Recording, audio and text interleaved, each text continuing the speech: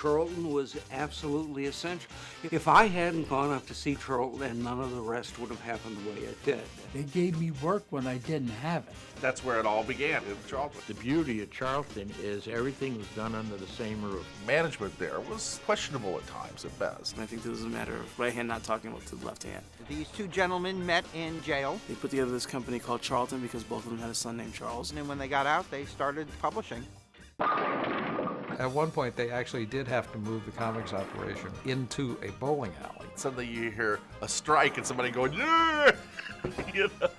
Charlton was a sidewater of a sidewater, and they were out there doing their thing, and nobody was paying any attention. And then there was Charlton that was producing what seemed to be kind of off-brand. I couldn't quite tell what they were doing. Charlton was just a hodgepodge of weird titles. It was the three-legged dog of comics.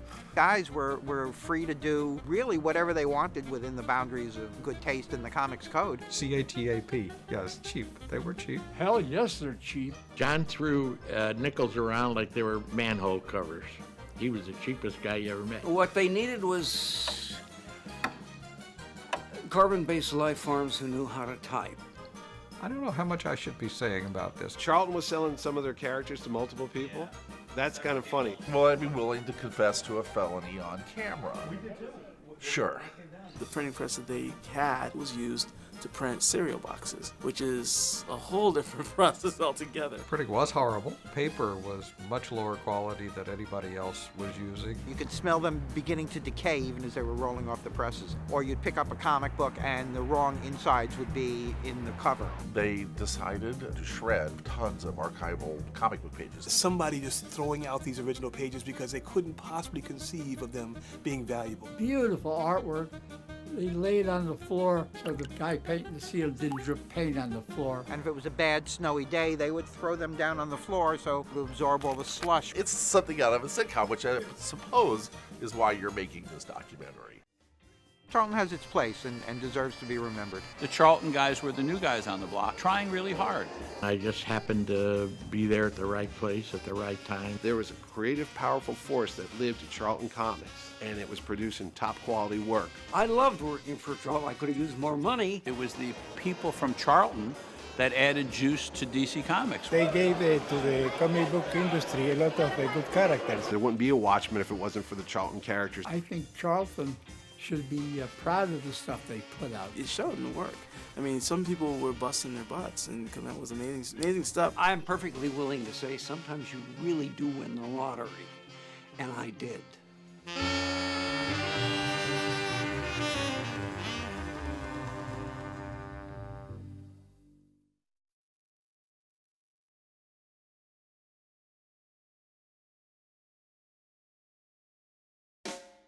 Charlton was absolutely essential.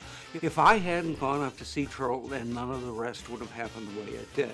They gave me work when I didn't have it. That's where it all began in Charlton. The beauty of Charlton is everything was done under the same roof. Management there was questionable at times at best. I think this is a matter of right hand not talking to the left hand. These two gentlemen met in jail, They put together this company called Charlton because both of them had a son named Charles. and when they got out, they started publishing. At one point, they actually did have to move the comics operation into a bowling alley. Suddenly you hear a strike and somebody going, yeah! You know? Charlton was a sidewater of a sidewater, and they were out there doing their thing, and nobody was paying any attention. And then there was Charlton that was producing what seemed to be kind of off-brand. I couldn't quite tell what they were doing. Charlton was just a hodgepodge of weird titles. It was the three-legged dog of comics. Guys were free to do really whatever they wanted within the boundaries of good taste in the comics code. CATAP. Yes, cheap. They were cheap. Hell yes, they're cheap. John threw nickels around like they were manhole covers. He was the cheapest guy you ever met. What they needed was carbon-based life forms who knew how to type. I don't know how much I should be saying about this. Charlton was selling some of their characters to multiple people. That's kind of funny. Well, I'd be willing to confess to a felony on camera. Sure. The printing press that they had was used to print cereal boxes, which is a whole different process altogether. Printing was horrible. Paper was much lower quality than anybody else was using. You could smell them beginning to decay even as they were rolling off the presses. Or you'd pick up a comic book and the wrong insides would be in the cover. They decided to shred tons of archival comic book pages. Somebody just throwing out these original pages because they couldn't possibly conceive of them being valuable. Beautiful artwork. They laid on the floor so the guy painting the seal didn't drip paint on the floor. And if it was a bad snowy day, they would throw them down on the floor so it would absorb all the slush. It's something out of a sitcom, which I suppose is why you're making this documentary. Charlton has its place and deserves to be remembered. The Charlton guys were the new guys on the block, trying really hard. I just happened to be there at the right place at the right time. There was a creative, powerful force that lived at Charlton Comics, and it was producing top quality work. I loved working for Charlton. I could have used more money. It was the people from Charlton that added juice to DC Comics. They gave to the comic book industry a lot of good characters. There wouldn't be a Watchmen if it wasn't for the Charlton characters. I think Charlton should be proud of the stuff they put out. It showed in the work. I mean, some people were busting their butts and coming out with amazing stuff. I'm perfectly willing to say sometimes you really do win the lottery. And I did.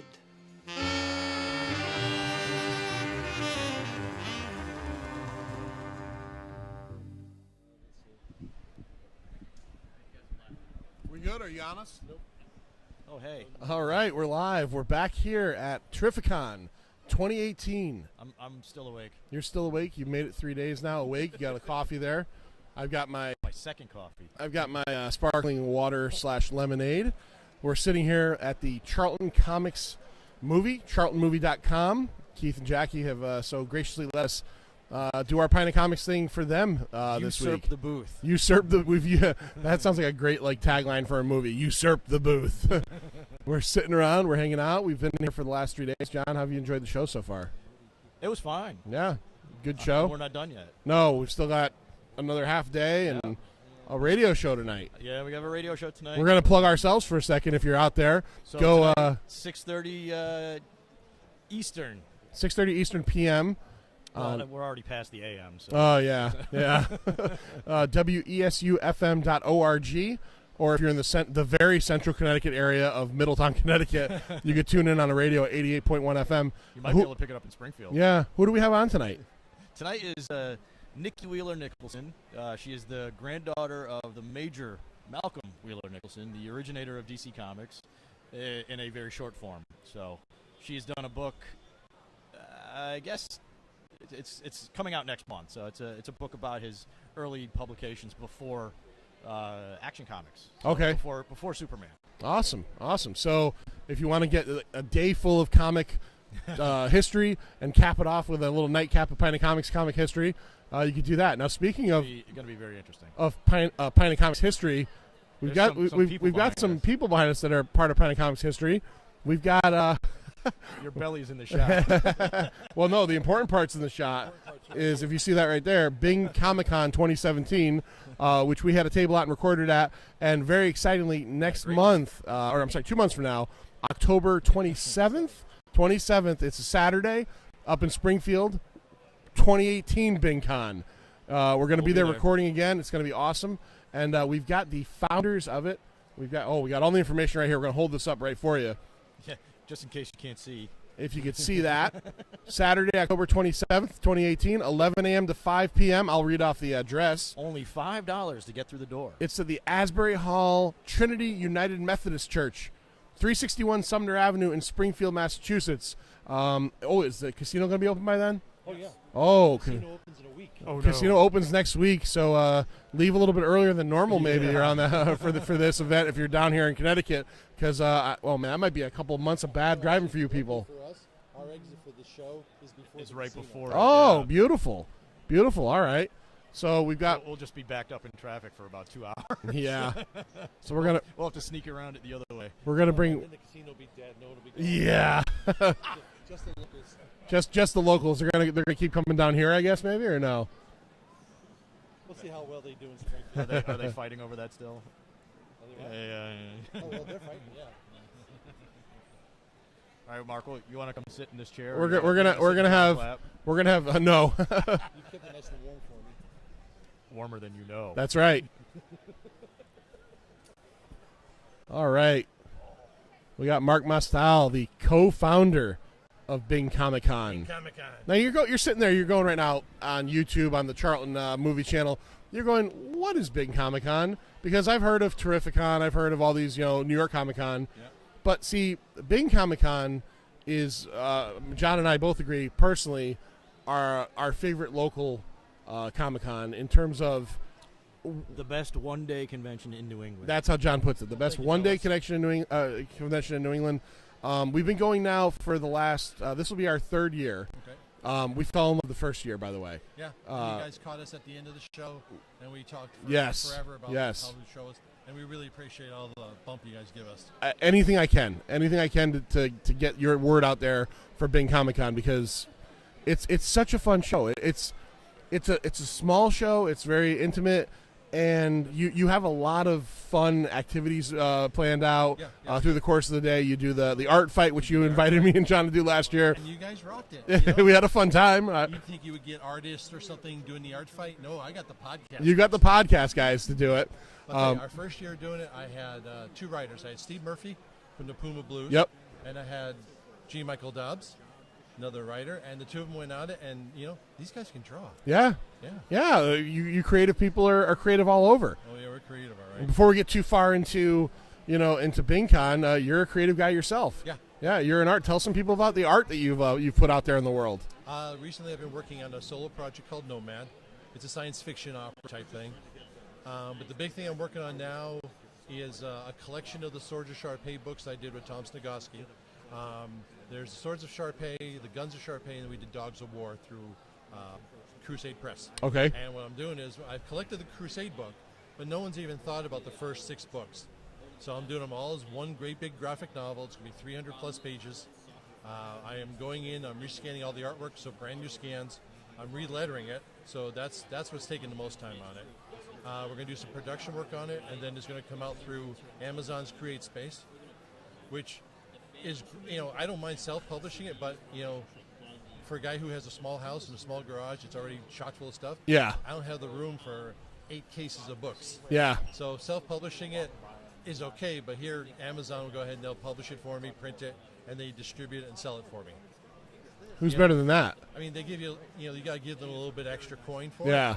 But it takes so much hassle off, off of my plate. And we wouldn't mind when it comes out, maybe a review copy, sent our way. Maybe we could shout out the word of the Sharpay and the Dogs of War. And then the other one, I'm working on a couple other small projects. One of them is Mike's book called Tales from the Runway, and it's stories that have been told to him by exotic dancers. And then he has then written a script, and he's got a woman artist who's drawn the entire book, and these are actual stories from strippers. And this is a book Keith can appreciate. And it's a killer book. Did you hear about that? You know nothing? They're going to be working on a book that Mike has written that's based on stories that have all been told to him by exotic dancers. So basically a Tales of the Runway is what they're calling it. But kind of like Taxi Cab Confessions in comic book form? In comic book form, graphic novel form. Oh, yeah. It's going to go through Create Space. He's going to have it for BingCon. Now, here's a question. Is this going to be one of those comic books that's going to be on the top shelf with a paper bag around it? Or can anybody get... Talk about your book. I'm giving you promo before you sit down. Oh, okay. Nudity. Do we have any? Nudity. Or is it tasteful? We do not have any nudity. Okay, no nudity, so no brown wrapper. No brown wrapper. So you won't feel skeevy about buying the book. Okay, I could buy it without hiding it from my wife. Right. Yeah. In fact, she may like it too because it's really insightful on what these dancers do to make a buck. Yeah. Oh, yeah. The pros and the cons. Yeah. And then you've got the Judah's laughing a lot. I think he might spend some time at the pros, not the pros and the amateurs, the pros and the cons. Oh no, but that's for the sequel. No stumps. No stumps. That's. You guys are going to get specific. You better give me the microphone. Yeah, no. No.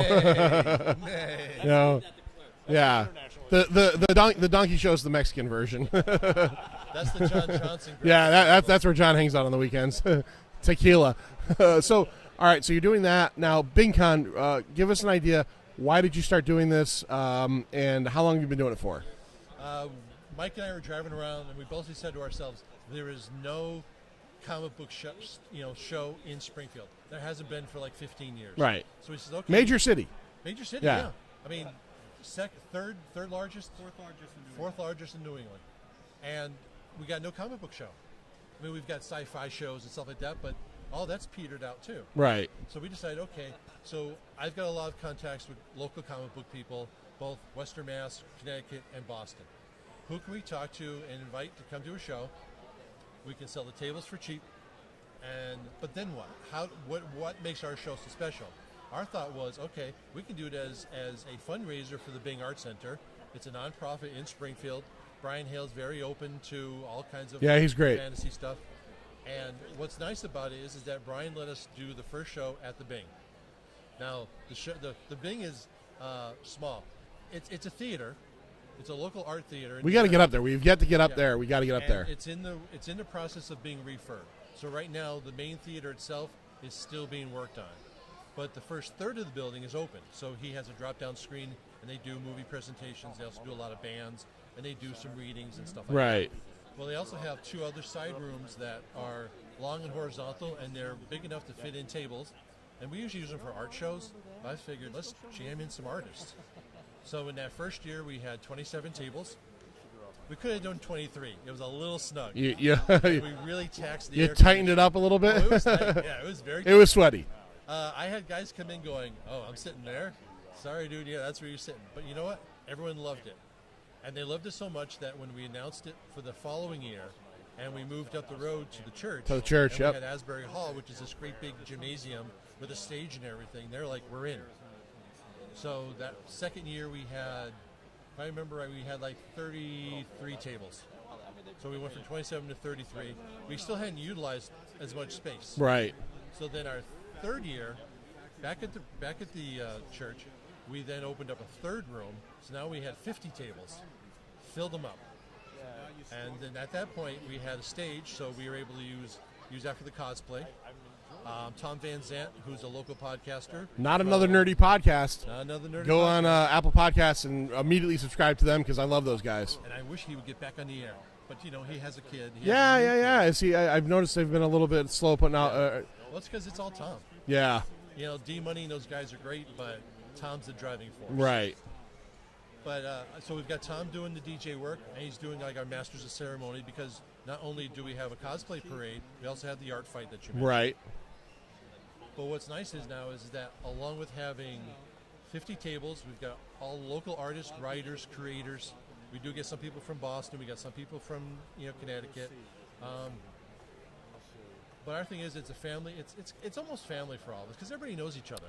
The feeling there, without sounding sappy, is very much so a very easygoing, fun day. I felt like when we were there, we recorded there last year, going to record there again this year. There was nobody that we approached that seemed like they didn't want to come over and talk. Yeah. You know, there was one gentleman, and not even on his. He was an artist that was sitting next to us. I can't remember his name. And I asked him, and he said, "No offense." He goes, "I'm just not. I don't really talk, too much, and I don't have much interesting to say." Yeah. But he wasn't like rude about it. He just was. He just really didn't want to do a podcast. Yeah. But everybody there was super polite. It's a great sense of community there. Yeah. After our first year, we had people coming up to us and saying, "We loved your show, and what we thought was great about your show is people are approachable." Yes. They had just gotten back from the previous week from like the Boston show. So here they are, they're in Boston, it's jam-packed, you can't move. It's you and, 1,000 of your best friends you don't know. Yeah. All, belly to back. Stuck on an escalator together. Stuck on an escalator. Yeah. And you can't really talk to people. Whereas our show, you can sit down, you can talk with them, chat. Hey, what are you doing? Do you want to step over? Because we have the Cafe Grill where people can get really good, decent food. Yeah. Hey, let me buy you a sandwich, or let me just hang out with you. And there's no line.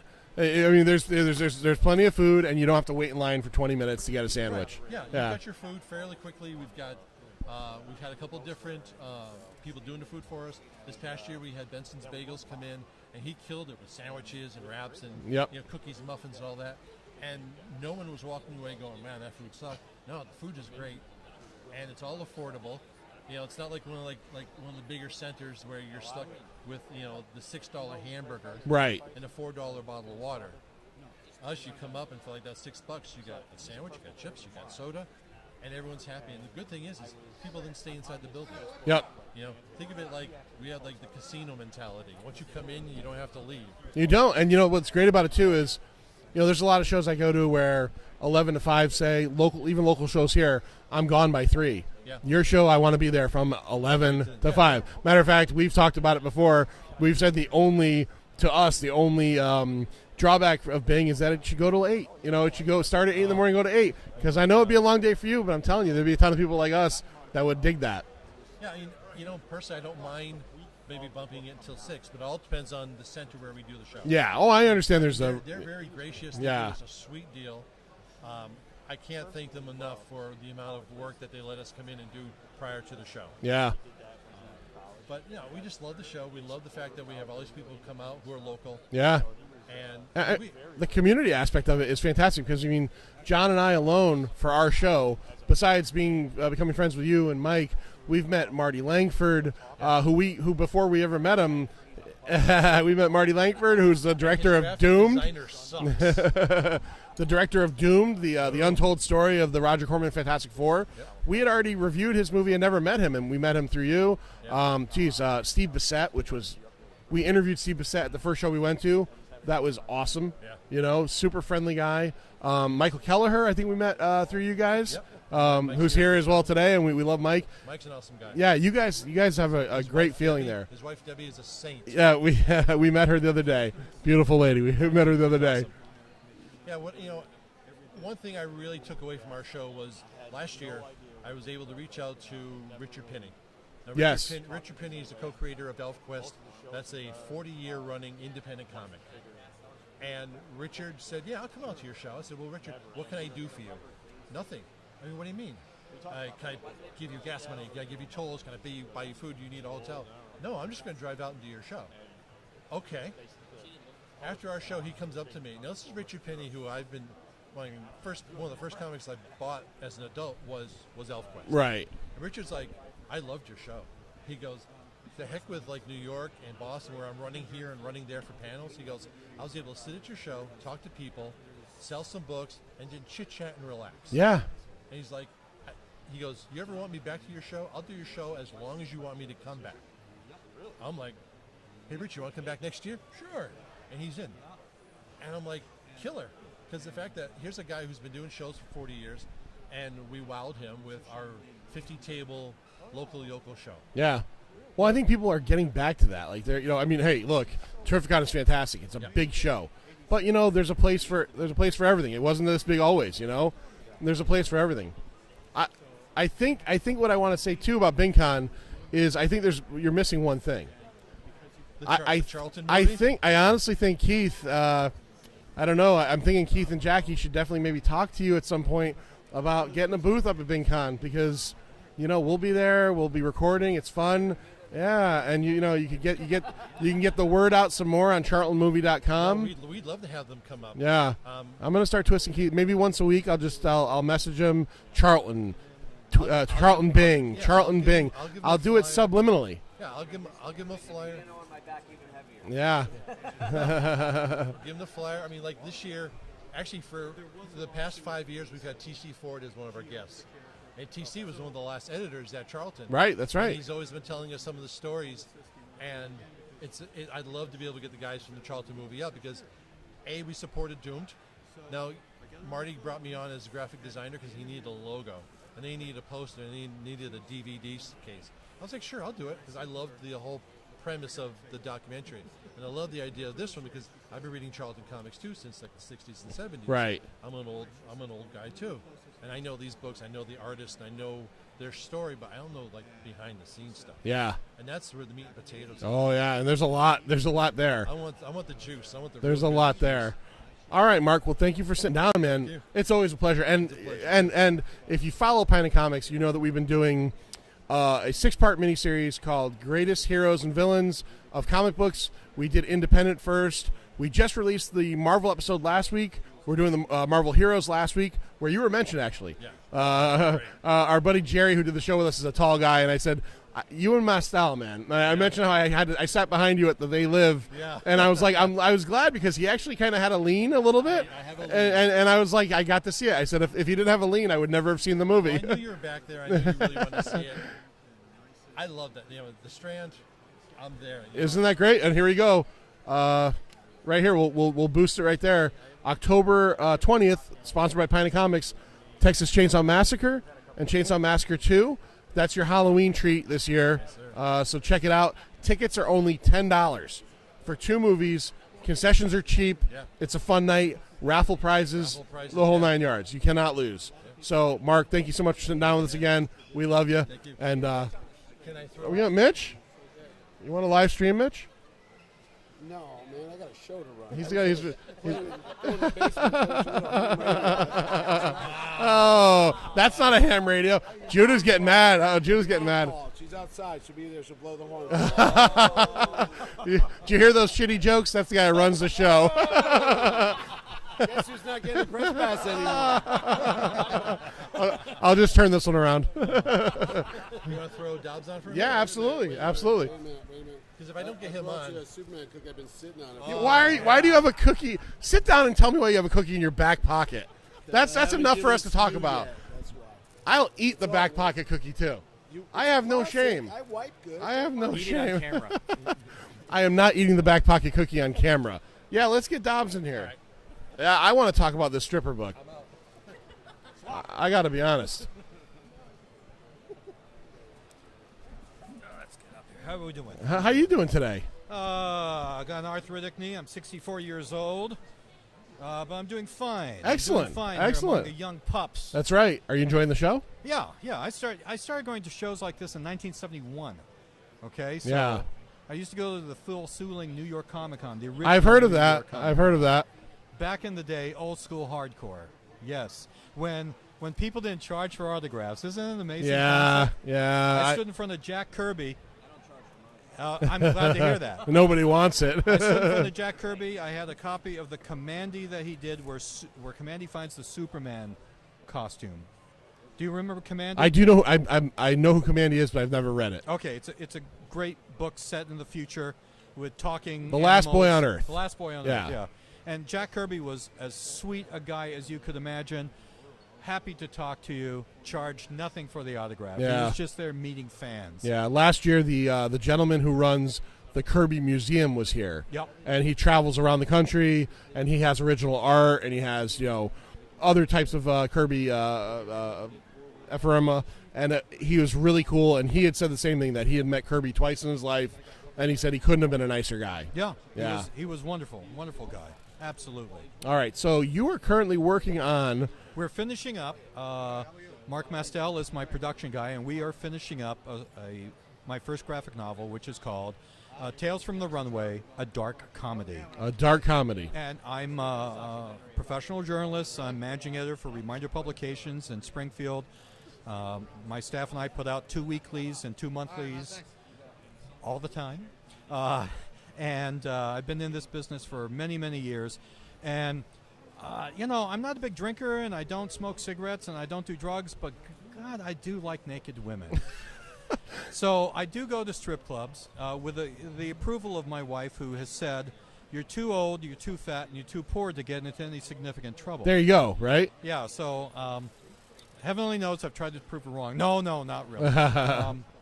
But, if I like talking to people. I like talking to all sorts of people about what they do and Right. who they are. That's part of it, being a journalist. I'm professionally ignorant. I can every day can ask questions to you that will make you understand that I'm seeking some answers and Right. some insight. And I've become friends with a number of dancers, and they've told me some great stories. And Is it mainly stories about how they got into it, or stories that have happened while they're doing it? The majority of the stories, there's one origin story. Okay. But the majority of the stories are encounters with guys. Yeah. And it is absolutely astonishing what kind of weird pigs we are. I was going to ask, so is it generally all light toned, or do you range? I mean, because I'm assuming that there's probably really funny encounters, and I'm assuming there's probably encounters that have turned violent and or scary. Now, is the book generally leaning one way? In the book, generally, the way the book is structured is I do an introductory chapter, trying to set the tone, which is if people think that every dancer is alike, they're wrong. Right. Every dancer is her own individual in what she wants to do, what is she willing to do, what the club allows, what the city allows, what the county allows, what the state allows. So, for instance, in New York State, you cannot have alcohol with full nudity. Full nudity, yeah. It was similar in Connecticut. It's the same way. So you have to go to a juice bar if you want to see full nudity. In the Puritan state of Massachusetts, we're all a bunch of uptight folks. We believe in selling alcohol and seeing naked ladies. Wow, you guys had the witch hunts, yet you're totally lenient on your stripper laws. Right. So they've told me stories, and the stories generally are darkly funny, and they are about male behavior. The end of the book also is a sort of a bookend where we talk a little bit more seriously about the psychology of doing this. This is a very, very difficult job. Oh, yeah. You've got to actually pretend to like someone. And when you think about it for a moment, would you like to be judged completely upon your appearance? No. And that judgment results in a $2 stage tip. So it doesn't matter if you're beautiful, if you're talented, if you've got a great personality. If you're not the big-breasted blonde that some guy wants, you're not going to get $2 measly out of them. Yeah. It's a hard way to make a living. It really is. Yeah. No, I think the book's sort of we definitely point in the direction that if people think it's just easy, it's not easy. I can imagine it can be empowering and demeaning at the same time, and I can understand the ideal behind. Well, this is a easy way to make a quick buck, or a lot of bucks, but it's also a quick way to kind of screw my head up, you know? Right, and you'll find that there are a lot of dancers who will do it for a relatively short length of time. There's dancers who will leave the industry, do something else. A couple years later, maybe they need to pay student loans. I can't tell you the number of dancers I know who were in school for nursing, went away, and then came back to work part-time to cover student loans. Right. Because they were on a per diem job at a hospital that may not cover all their bills. So people can make assumptions all they want. I mean, they can be accused of degrading women. Feminists can get on them for that. Guys can think that they're some sort of prostitutes. The bottom line is the overwhelming majority of women in this industry are just trying to make a buck like we all are. Right. Trying to make ends meet. So that's what the book is about. The book is some really decent stories. Now, really good stories. do we have a production publication date set yet, or? I have to give a couple of the final items to Mr. Mastel, and then we're hoping to debut the book. It will be debuted at the Bing Comic Con October 27th in Springfield. This year? Yes. Yeah. Oh, man, I cannot wait. Yeah. So it will be on sale there. We're doing it through Amazon Create Space. Not to drop names, but one of my closest friends is Steve Bissett. That's how Steve is now doing his work. Yeah, we interviewed him at Bing, and he mentioned that. Yeah, Rick Veach as well is another guy who's doing Amazon. So we're doing it as well. Mark is doing a project through them. I'm going to do a project through them, and we'll see what happens. That's incredible. So October 27th, you can get a copy of this. I'm getting my copy. Yes. Because I'm super excited about this. I'm hoping to have at least one of the performers who contributed her stories to the books with me. Oh, okay. Provided she feels comfortable about this, because, anonymity is the Kevlar vest for dancers. Yeah. But nonetheless, I'm hoping that she will come. So we'll cross our fingers. All right. Well, Mark. That's okay. Oh, I know you are. You're G Mike. You do that great thing. You got the initial before the name. Is that a power move? No. There's another writer named Michael Dobbs. Oh, okay. Out in the world, so I've been G Michael for many, many years. All right. And G is actually my first name is Gordon. So. Oh, okay. So it's legit. It's not. So you could have gone Gordon M. Dobbs, but you went G Michael. No, but then people confuse me with my dad. No, it's a good choice. So it's a good choice. Okay. Thanks for talking. Thank you so much, man. Appreciate it. Okay, so one more time for everybody out there, BingCon, Comic-Con, Saturday, October 27th, 2018, 11 a.m. to 5 p.m., Asbury Hall, Trinity United Methodist Church, 391 Sumner Avenue in Springfield, Massachusetts. We're going to try to get these guys up there. Keith's looking at me. I'm going to do it. I'm going to win them over before the end of the day. I'm also not going to be eating Mitch's ass cookie at any point on the stream. So thank you so much. It's got Superman. It's got Superman on it, but yeah, look, he gives me a cookie. It's got Superman. Who puts anything in their back pocket other than your wallet? You know, and it does not look, yeah. And that's an old Superman, like, yeah. So if you stop by the table and we'll ask you a trivia question, you can get this shitty cookie. Yeah, something's weird. Thank you, Mike, so much. I appreciate it. My pleasure. I can go. I have someone else I can get on if you want to pause it or jump in, yeah.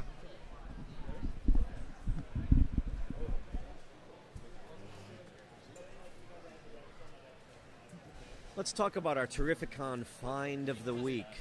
Ming? Yeah, Ming. Oh, get Ming. You want me to get Ming? Let's make him ask. You know what? Get Zapsic instead. They're at their booth over in the back. John, you should get John. You should see if Mike Zapsic will come over and do it. He probably will. Yeah. Okay. Tell I'm him. going to grab this guy who did it. Name drop us about the Charlton thing and see if he'll come over. Okay. Yeah. All right. I'm going to go grab this guy, independent guy, Adam Valenza, who's. Oh, Adam's awesome. Yeah. I'm going to bring him over. Cool. All right. So before they get back, Jude, this is the find of the show, I think. Silver City root beer. Silver City. Is that the name of it?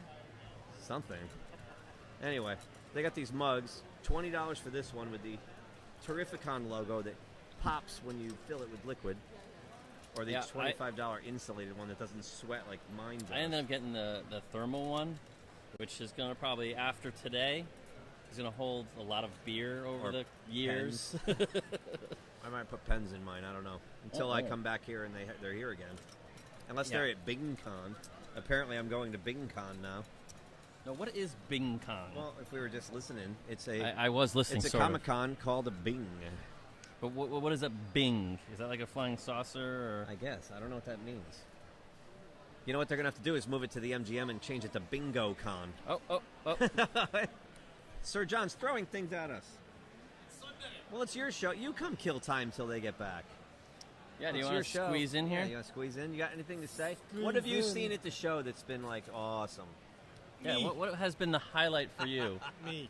You. Me. It's always me. I heard that the after party was fantastic. Oh, it was memorable. Was it super memorable? Well, I heard they were going to do it on the roof, but because of yesterday's thunderstorms of rain, right, they moved it? Is that what it was? I Yeah, don't know. that's what they said. Yeah, well, sure. What was the highlight? The $8 beer. Was there any streaking superheroes or anything like that? No. Oh, man. No. No, it was an after party. This is compelling radio. I know. Well, you're asking all the wrong questions. I was asking if everybody streaked. The hottest thing here, let me think. There was at least 3 or 4 Harley Quinns that were pretty smoking hot. Okay. Yeah. Did you buy anything besides food and beverage? Beer. So No, I didn't. I'm trying to pare back. down on my purchases, mostly because I'm still not moved into my current location. Well, you know, it's funny you say that because we were just talking about it too. How you just wake up one day and go, "Why do I have all this stuff? It's just sitting here."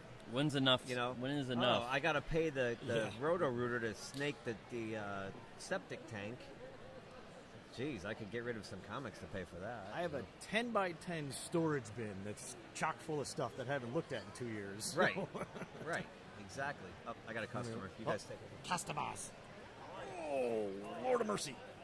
I have a TIE fighter that sits in my bedroom on my I dresser. bet you do. That is probably about this big, and it scares all the girls that come over. I at one point when I was dating this woman, I didn't want to tell her that I was such a nerd. And before she came over to the house, the place I had lived in for a long period of time, like, so do you know what Star Trek is? And she kind of looked at me askance, and I was like, so I have an Enterprise hanging off the ceiling. I hope that doesn't bother you. And she just, it's okay. Like, all right. And as long as you can handle that, you can handle the rest of it. And then she handled the rest of it? Yeah, she did. Yeah, she did. Hi, Jessica. Yeah. That'll be fun if she ever sees this. It's the same thing with movie choices, you know? Sure. How do you handle it? How do you handle it? Of course, I had all my role-playing game books out. The old D&D? Oh, yeah. Oh, yeah. You ever heard of GaryCon? Plug time. GaryCon, the best gaming convention in Lake Geneva, Wisconsin, the birthplace of Dungeons and Dragons. Oh, I used to play D&D back in the day, a long time ago. 10 years straight I've been going to this convention. Nice. I was about 8 years old, and I had a little figure I called him Luke after Star Wars for some reason, and he was like a fighter. You know what's funny about that? Gary's second oldest son is named Luke. Oh. He's the one that runs GaryCon with his brother Ernie. Hi, guys. So usually I'm behind the camera. I'm not very good in front of the camera. So I have a face for radio. We should actually find more interesting guests. Well, here. I did ask someone to come over around 2 o'clock, so hopefully he's... I saw Ming walk by and he said hello to me, and we were going to snag him, but we didn't end up doing that. So... Well, I have somebody showing up. Keith, who should we get next in the chair here? Jackie. Should we get a random? Let's put Jackie on. Should we get a random? A rando? Yeah. Hey, Rando. Rando Here Calrissian. comes Randall. He's a berserker. Where's Graham Nolan? We should get Ralph Macchio. Yeah. And drag him on we over should here. get Ralph Macchio. You want to get on TV? He's actually the show. I guess it's YouTube Red or whatever they call it. They did a whole thing. But I didn't see that. I only saw like 4 episodes. It's really good. Cobra Kai. Very Cobra good. Kai. Right. It was really with good. With the world famous William Zabka. Yeah. It was really good. It was. Of course, I I wasn't enjoyed gonna. it. I wasn't gonna spend any more money to get the whole package with YouTube to watch the rest, but I wouldn't touch that cookie. It's an ass cookie. It's an ass cookie. Can we say ass on it? There's Gary. Yeah, that's a Gary. Gary. This is compelling. Gary yesterday bought the most interesting comic books, and they With didn't no have any covers. covers, but they were great. Did you read any of those comics from yesterday you bought? Were they good? Yeah, I was skipping through. There was some good stuff in there. Missing a page. They were destroyed, but the stories were amazing. So How many it were goes Charltons? to show. There was quite a few Charltons in Of there. course.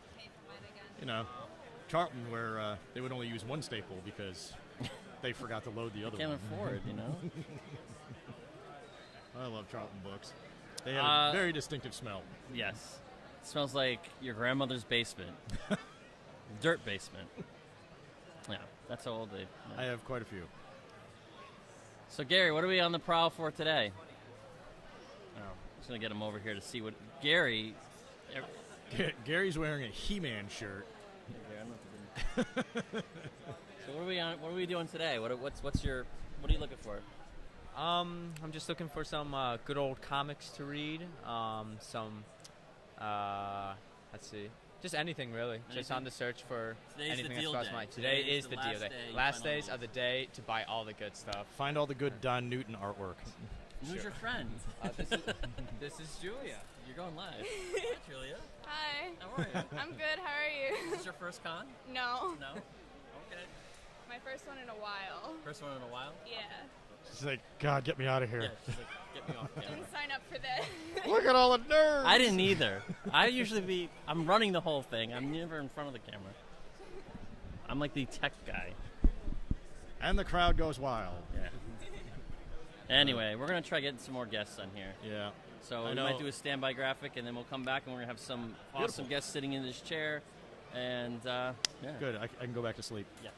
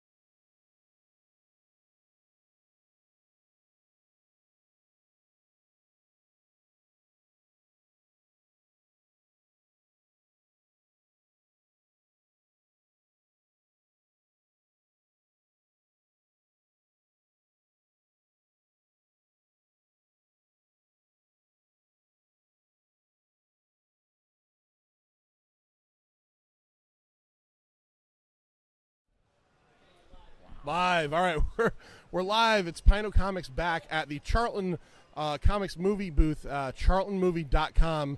Go there directly after you listen to us on this live stream and check out what they're all about. I'm sitting here with the man, the myth, the legend. Oh, no, not you, John. Hi. Although Jeremy is the John of his show. Hi. I see Lewis get frustrated with Jeremy, and I go, man, this is I've never done a drunk episode, though. I have to say. Neither have I. Well, technically he has not, because I threw it out the one time. So Jeremy, all right, you come back. Jeremy is one of the co-hosts of the Angry Geek Show, Yes. which is a very popular, very awesome show. Is it? Look, dude, I watch you guys all the time, man. Good to hear. I check you out on YouTube. We're gonna promo the hell out of them. So Lewis, I think mentioned. I don't know if you were there. I think you might have left the room that you guys met in a parking lot of a Dunkin' Donuts. He said it was like an illicit drug deal, but it had comics involved. So please tell us about your show. Tell us about you and Lewis, and then give us the origin. All right, the show, it's kind of like you guys' show. Like, There's we 18 kinda trillion go of them. rambling. Yeah. Like, we try to stay focused, and it never works. Yeah. Because somebody will say poop and all, and we're Left turn, yeah. Exactly. Yeah. It goes all over the place. But mainly, we do it just for fun. Yeah. I love coming to these conventions and getting invited to these things. This really is payment enough for me. I'd be happy if we stayed this size. Yeah, because you're a true comic guy. Yes. You work at a comic store. I do. I'll tell you a quick story before we get too far into it. I know you work for Most Excellent cards collectibles, which you always put up on your Instagram. Yes. I see it. I was in Enfield, Connecticut, which I'm from Wallingford, Connecticut, so that's central. Nice store. That's the big store. Is that the one you work at or no? No, I work at the one and actually tomorrow is my last day. Oh. Because they are taking in legit employees now. Oh, okay. Comic book store employee does not pay the bills. I do it for fun. Okay, yeah. The owner, we're good friends, and he asked me one day last year, he was just like, hey, I have nobody to work Mondays. I know you have pretty flexible schedule. Are you available to do it? And I was like, yeah, how long you need me for? He's like, I don't know. I was like, all right, let's do this. So all Christmas long, all spring long, and now all summer long, I've been doing it. I love it. I love interacting with other comic nerds. It's so much fun. Like, I love having that guy walk in. He's just like, he looks at me. He's like, I don't know if this guy's going to be cool talking to me. And then I walk over to them, and I'm just like, hey, did you read this book? Because, I saw you looking at that, and this is really good. Yeah, because the stigma of comic book guys is The Simpsons is correct. Oh, yes. People are very afraid to go into comic book stores because shops I walk into, that is the guy I the see. guy doesn't want to talk to you, doesn't want to be bothered by you. Yeah, so I a couple months ago I was in Enfield for a work meeting, and I remember there was one in Enfield, and I went to it, and I'm like, maybe Jeremy will be here, and I didn't know it was one you didn't work. I know you're from Mass, but I figured it's right on the line, right? My pull from them. Okay, Yes. all right. So it's way bigger than our mall store. I say ours, but yeah, hey. But it's huge, and I love going there because the back issues. I love picking through comic books. I really love comic books. But to Lewis, all right, how I met Lewis. I also used to buy out comic book collections and sell them. Oh, okay. I still have over, I'd say, 50 long boxes in my house that are not part of my personal collection that are for sale. I'm sure your wife enjoys that. No. She enjoyed how much money I was making. Yeah. She doesn't enjoy that, maybe the garage, you can only get, half a car in there.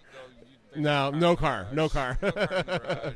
The upstairs bathroom has all these short boxes of indies, 90s stuff that will never sell. I use as freebies. 700 comics of Gen 13, exactly. The Janet Jackson cover. Yeah. Actually, those do sell. Oh, okay. Yes, those are worth a little bit of money. Not much, especially if you can get J. Scott Campbell to sign. Oh, okay. All right. He's kind of big right now. But I was at that time selling on eBay before I can promote other things besides my podcast. I also run a very large comic book selling place on Facebook. Over 12,000 buyers and sellers, comic book lovers, buy, sell, trade. I'm on that site. I've seen you on it. I didn't realize you run that. Yeah, I started it probably 5 years ago with two other people I met on Facebook. We're just comic nerds. Right. We're looking for a place to get away from the eBay fees. 20%, and then PayPal takes another few percent, and then this guy takes a percent. It's kind of like, ugh. So with Facebook, there's no fees except for PayPal, because PayPal is really the secure way to like Right. make sure people are paying you, and you're paying them and whatever. But started it, and Lou contacted me through the eBay thing saying, hey, I want to buy these comics for you. DC Comics, I'm assuming? Yeah. But I don't want to pay the shipping on them. Can we live kind of close to each other? Can we meet up? And I was a little weirded out. That's serial killer behavior. Yeah. I'm like, well, there's this Dunkin' Donuts down the street from me. We can do that. I didn't show up. I was just like, you know what? I'm just going to Skeeved out. I was like, this is kind of weird. Well, he goes there, and he texts me from there. He's like, hey, man, I'm here. Where are you? I was like, all right, it's right down the road. I'll go. I go there. How long ago was all this? Oh, 6 years Okay, ago. all right. Yeah. I pull up, and I see him in his car. At the time, he was driving this weird sports car, which I was just like, this dude is not a comic guy.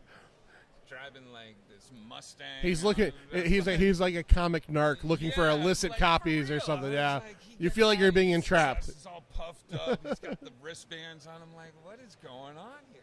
But then he starts talking to me. He starts showing me pictures of his room. He's like, Yeah. look at all my toys. I was like, hey, I got those. I got those Batman things. I got those. And from there, he kept buying stuff from me off my eBay. And then he was like, hey, I'm doing this show with my friend at the time. And they were like, why don't you come down and you could be like the comic whatever. Expert guy, yeah. About pricing and stuff. I'm like, all right, I don't care. I'll do whatever. I like talking about comic stuff. And yeah, and then it was the forever date. Yeah. Yeah, it started, and I never went home. And the friend isn't even there anymore, I'm assuming, right? It's only you. The friend decided to make a bad comment at a wrestling event that we were covering, and yeah, don't ever say that wrestling's fake to a wrestler. Oh. Yeah, like I knew this, and I'm not even into wrestling. Yeah, so yeah. I was just like, I was kind of caught off guard, and he wasn't. Yeah, because didn't Dr. D. David Schultz pop the guy in 2020 years ago when he said that? Yeah, I remember that. Yeah, this dude almost got popped too. Like really? Like he was talking to one of the female wrestlers, and she went back into the back to grab other guys. I was like, oh shit, you better go. Yeah, Wow. it was something else. Wow. And I'm swearing on your podcast. It's okay. It's okay. You're actually swearing on the CharltonMovie.com show, but but you can swear on Planet Comics anytime you want. All right, cool. So you guys, you have multiple formats. So Yes. you're part of a network too. Yes, the Earplug Podcast Network. Earplug Podcast Network. You guys have, and here's something I'm jealous of. How do you get to the point where you have sponsors? You guys have Slab Pro. Yeah, do you really have a barbecue sauce? Or was that a joke? No. Jay's Wicked Barbecue Sauce. It's actually for DW, who actually runs the Earplug Podcast Network. Herb Cloudier or something like that. I mess up everybody's right. name, even the bosses. And he does a podcast on it called Winging It with DW. And Lou found the Jay's Wicked Hot Sauce because they're from local to our area.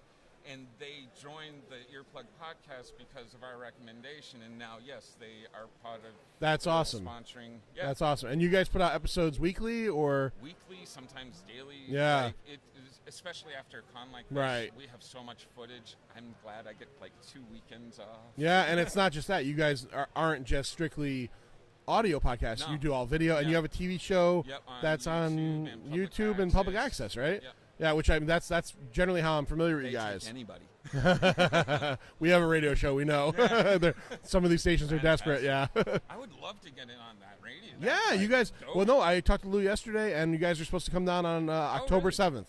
No, October we're not, 'cause 7th. That's my birthday. All right, we'll reboot it for you. All right. So you know what? Make sure if you see Lou later today, tell him that's a bad date.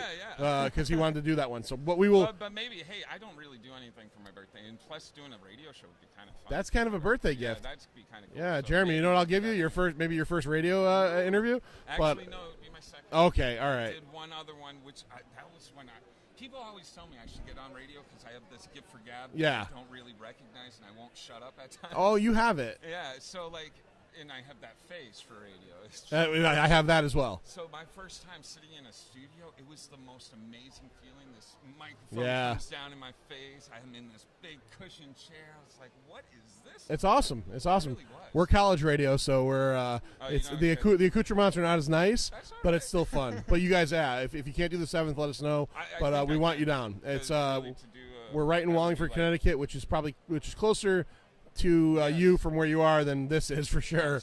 Let everybody know where they can find you on social media, your website, any of the stuff you you know, and you definitely want to follow him on Instagram. Yes, all right? Please follow me on Instagram. I'll tell you if you'd that. like to see my naked comic book reviews. Yeah, yeah.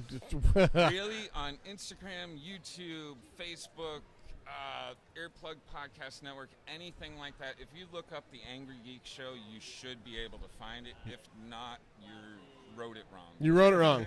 The Angry Geek Show. Yeah. You and Lewis. I enjoy it a lot. You guys record. And Jamie Dolan now.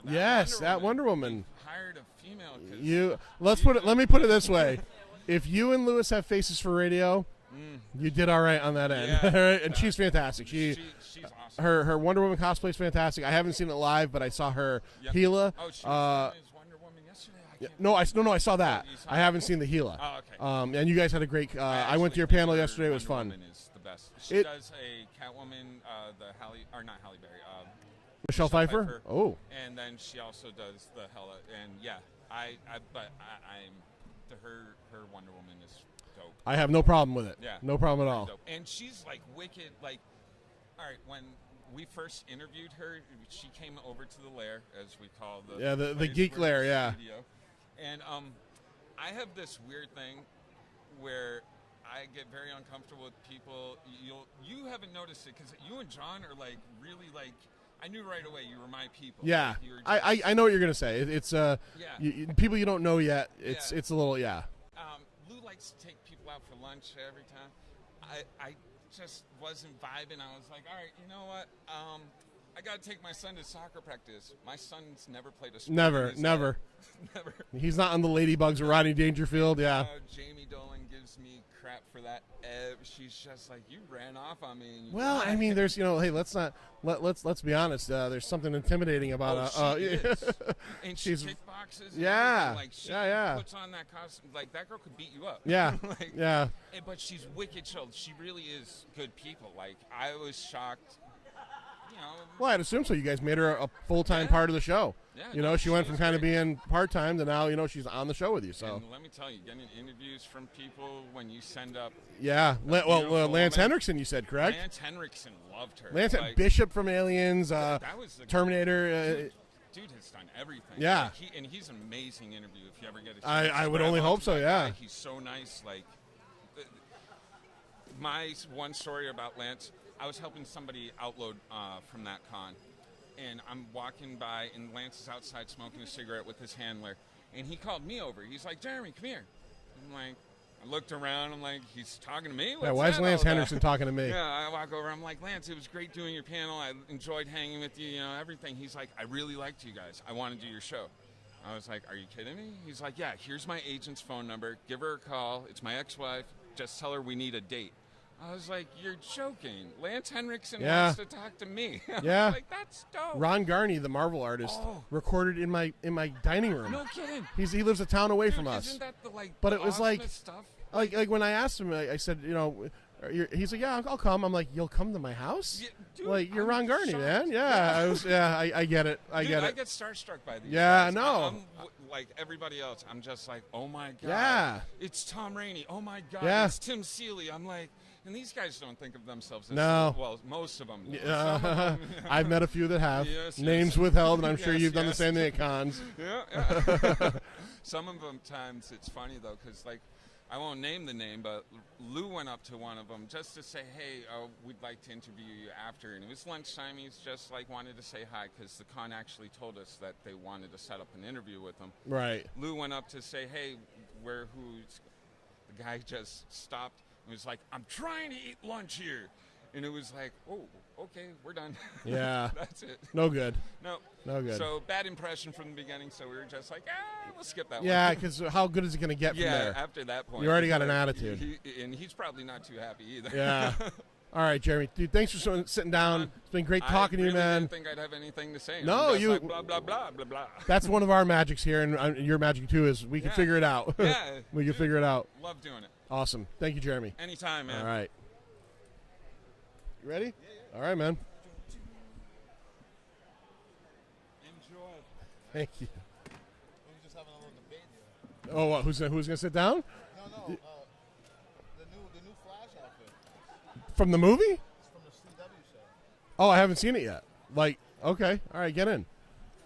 Make sure you're both on the mic, because I guess it's a little bit more sensitive than normal. Judah. Mark? No, give me. Oh, a Tascam. All right, we got double recording going on here. Yeah. All right, so we're at the Charlton Movie Comics booth, charltonmovie.com. We're streaming live. It's Pino Comics, and we're sitting here with the guys from Critics, Critix. All right, who do we got with us? It's your boy Miggs, Miguel. You already know I'm over here with the one and only Cleb. Cleb Napier, no relation to the Joker. These guys are, we met you guys at a podcast panel a couple nights ago. That's right. That we did with our buddy Steven from Super Retro Throwback Reviews. He was there before, he's not there now. He had a panel, he had us there. I do want to point out that, he was being very nice. He introduced us as 5 of the best podcasters in Connecticut. I think we're pretty good, but I think he was being a little exuberant, but it was a fun panel. That's right, man. You got to hype it up. Yeah, you got to hype it up. And you guys did great out there. Well, we had a fun time. We had, so far, you guys were in the room, so you get this. I've had 2 more encounters with Evan, the Boy Scout. He is a super cool kid. His dad brought him over here yesterday, and I got nervous because I was like, oh, maybe his dad's going to yell, like, you guys are a little out of control. He's 14. And he goes, go up to him and ask him. And he goes, can I have one of your business cards? And I give him a business card, and then I gave him a prize we had here. And his dad was like, he was over the moon that you like included him and stuff. I'm like, that's cool, man, because I thought you were gonna whip my ass because of the amount of F-bombs we dropped in front of a 14-year-old. Leaving the panel, I bumped into him and I was like, Evan, they're looking for you. They want to take a picture. Yeah, we took multiple pictures with this kid over the last couple days. I actually thought he was part of the whole panel because he kept taking time. Yeah. And we kept calling him Kyle, so I'm like, yo, what up, Kyle? when I saw him earlier in the day, I'm not even kidding, I thought he was an Up cosplayer. Yeah. The kid in Up. I really thought he was cosplaying that, and then I realized that they have at Terrificon they have all the Boy Scouts that are like volunteering. And I'm like, he's not a cosplayer; he's a real Boy Scout. So tell everybody out there all about Critics, what you guys do, what the whole site does, because it's multifaceted. Yeah. So Critics, we're just fans first. We are the epitome of what comes to the con on a regular basis. We basically cover films. We review the films that we hate. Review the films that we love. We also cover Comic-Con events. We come to the events. We throw events. We do music as well. Right, Critics Music. Shout out to Critics Music. We also do just a comic page that's full of just comic content, and then we do a film page that's just full of film content. So it's all pop culture, anything entertainment related, and we're just fans about the whole cluster of entertainment. So yeah, we usually try to keep it overall positive. Right. Like we can be a little critical, but we'll never bash the product. At the end of the day. That's important, man, because. Yeah. All the people creating this stuff, like they spend a lot of time, you know what I mean? It's their sweat, tears, you know what I mean? Like you gotta celebrate it. Celebrate it. Yeah. And we do that by just talking. We have the discussions. We make it known to people who don't know about certain things, and we just talk. We talk and talk. All right. So do you guys in particular? Now you two do the podcast together, That's correct? Right, we do, yeah. All right, and the podcast. Critics Talk is you go through everything pop culture, right? It's not just specifically one thing. But do you guys have like specific? Are you a music guy? Are you a comics guy? I know he's got to be the movie guy because he's 20th Century Fox over here. You can't see him from the camera on this end. 20th Century Fox has got this guy on their mailing list. You want to get in there. This kid here, right here. But like, is each one of you like kind of stronger at one thing than the other? Yeah, for sure. We have 2 more partners who aren't here with us. One of them was here yesterday, Dion, and then we have another guy, Wade. They run the music side of this whole thing. So, okay. The Critics Music, shout out to those guys again. So they do a great job with that. Concerts, they go to concerts events. We throw concerts at cartoon events. We cover the events. We cover other people's events. So That's one into the other. Us here, when we come to the cons, you're gonna see the movie crew, the Movies, comics crew. TVs. He's the comic guy for the most Okay, part. all right. I know a little bit. You know, I'm heavy into the sci-fi, fantasy stuff. Both of these guys sci-fi Yeah. guys. I'm just overall movie buff. You talk to me about anything from the 70s and up, I'm good. Horror buffs all day. I know everything. Oh, okay. All right. All day. All right. Well, I'll show this to you right now. I'll invite you guys down. We sponsor an event in Seymour, Connecticut, so it's only for you guys. Worcester? It's closer to there than here. All right. Connecticut Classics every other month they do a double feature. All right. We sponsor this next month, or I'm sorry, October 20th, the closest to Halloween show, Texas Chainsaw 1 and 2. Awesome. It's $10. It's a Saturday night. Okay, cool. All right. So I want to just jump in because we have an event that we're working on as well. All right. So every year, starting last year, we have a second annual breast cancer awareness event, and we call it the Binge for Breast Cancer. Last year, we binge watched season 2, the premiere of Stranger Things, live on Facebook for 9 hours straight. We raised $1,000. We went nonstop. Yep. We filmed it. We had a backdrop from shout out to Feature Presentation. They did the Christmas light wall. Okay. I saw that. I saw that in your pictures. Yeah. So we did that. 9 hours straight. We raised $1,000. We had T-shirts and everything made. Every donation, they got a T-shirt with our critics logo, but we replaced the X with a pink ribbon. That's beautiful. My wife is a survivor, man. So that means a lot. Like, honestly, I'm not even gonna get corny. That's a great thing. That's a great thing. So this year we plan to take over a movie theater around our way, and we're going to do a second binge, and it's going to be the premiere of Halloween, the original and the new one, back to back. All right, what's the date? It's going to be the 18th. The 18th. The 18th. All right, So that 2 is. days before yours. So a Thursday night. Now, so. Okay. All right. Let me know how I can get into that because I definitely would like to check that out. Cool. All right. Yeah. So if you guys are horror guys, check that out. We'll come up and check your stuff out, and we'll definitely promote it. Absolutely. You send me any links or anything like that. We'll And this is the original Texas. That's the original one, not the remake with a hot Jessica Biel. And this one here is the batshit nuts insane sequel with the guy with the scraping his head with the hot wire. I love the original. It scared me. I saw it way too young. I saw it when I was like 7 or 8, and that movie seems real. Yeah, it does. It seems like you're watching like snuff porn or something. I never saw this. So last year around this time, around Halloween time, for the podcast, I said October. If I watch a movie in October, it's going to be a horror movie. That's it. All October, I'm going to watch nothing but horror movies, and we'll talk about them here and there. And towards the end, I think Hulu had it on. I watched it. If you ever see it, the second one, it is the most batshit insane movie of all time. It is. I joked that it was made, funded by, made on, written on, and starring cocaine. Everybody that was involved in this movie was high on cocaine. It was the 80s, so that's cool. That was the one with the old grandpa who they put the hammer in his hand. Well, he does that in the first one too, but they do it in the second one again. This is the one. The second one features Dennis Hopper as an insane Texas Chainsaw Texas Ranger. What's up? Filling up the camera here. That's right. we're trying to fill everything up. These are the critics guys, man. Oh, I know who they are. Yeah. I wasn't that drunk. That's right. You were in there as well. Yes, I was there. So everybody that wants to check you guys out, we'll talk some more, but I want you to get out all of your social media and your website and everything so they can go check it out very soon. You got that? You want me We are critics across Instagram and Twitter. Yep. So critics on Facebook. Critics on Facebook, wearecritics.com, wearecriticsmusic.com. Then we have across Instagram is We Are Critics Comics, We Are Critics Music. Then we have the Binge for Breast Cancer that's also on Instagram if you guys want to follow that. We're on Twitter as Critics, and yeah, that's it. We're on YouTube too, Critics TV. All right. Yeah. All right, so let's talk real quick. You guys said you're movie buffs, both of you, comic buff specifically over there. What's something you've seen recently that you really dug? And again, we're not going to bash anything, but what's something you've seen recently that you were like disappointed by? You want me to go first? Yeah, go ahead. I'm still on the fence because I don't know what to think about it. I saw Slender Man. That looked terrible. I'm just going to be honest. The trailer, if the trailer is like the commercial, like if I see a Big Mac, not just because I'm a big guy, I see a Big Mac commercial, I'm like, I'm going to eat that, right? Yeah. I see a trailer, I got to go, I want to see that. Yeah. That trailer made me go, like, it'd be like if they put out like it's the McDonald's all bread sandwich. I'm not going to buy that. The trailer for Slender Man made me go, I ain't going to watch that. So see, that's the problem I have because he's like that. Me, I give every horror a chance. I I give any movie a chance, to be honest. And I went to go see this with the open mind, just like I go to see every horror with an open mind. Me and him still go back and forth about Unfriended. Yeah, Unfriended was Friend Request. Even that both of those were not great I thought films. it was okay. For a horror genre. Right. We've seen some pretty shitty shit in the 80s. Yeah, oh yeah. You know what I mean? So oh yeah. You see a shitty movie now and you're like... We tend to give it a break just because of what it is. Unfriended, I know some people who are involved in it, and it means well. It's just... Yeah.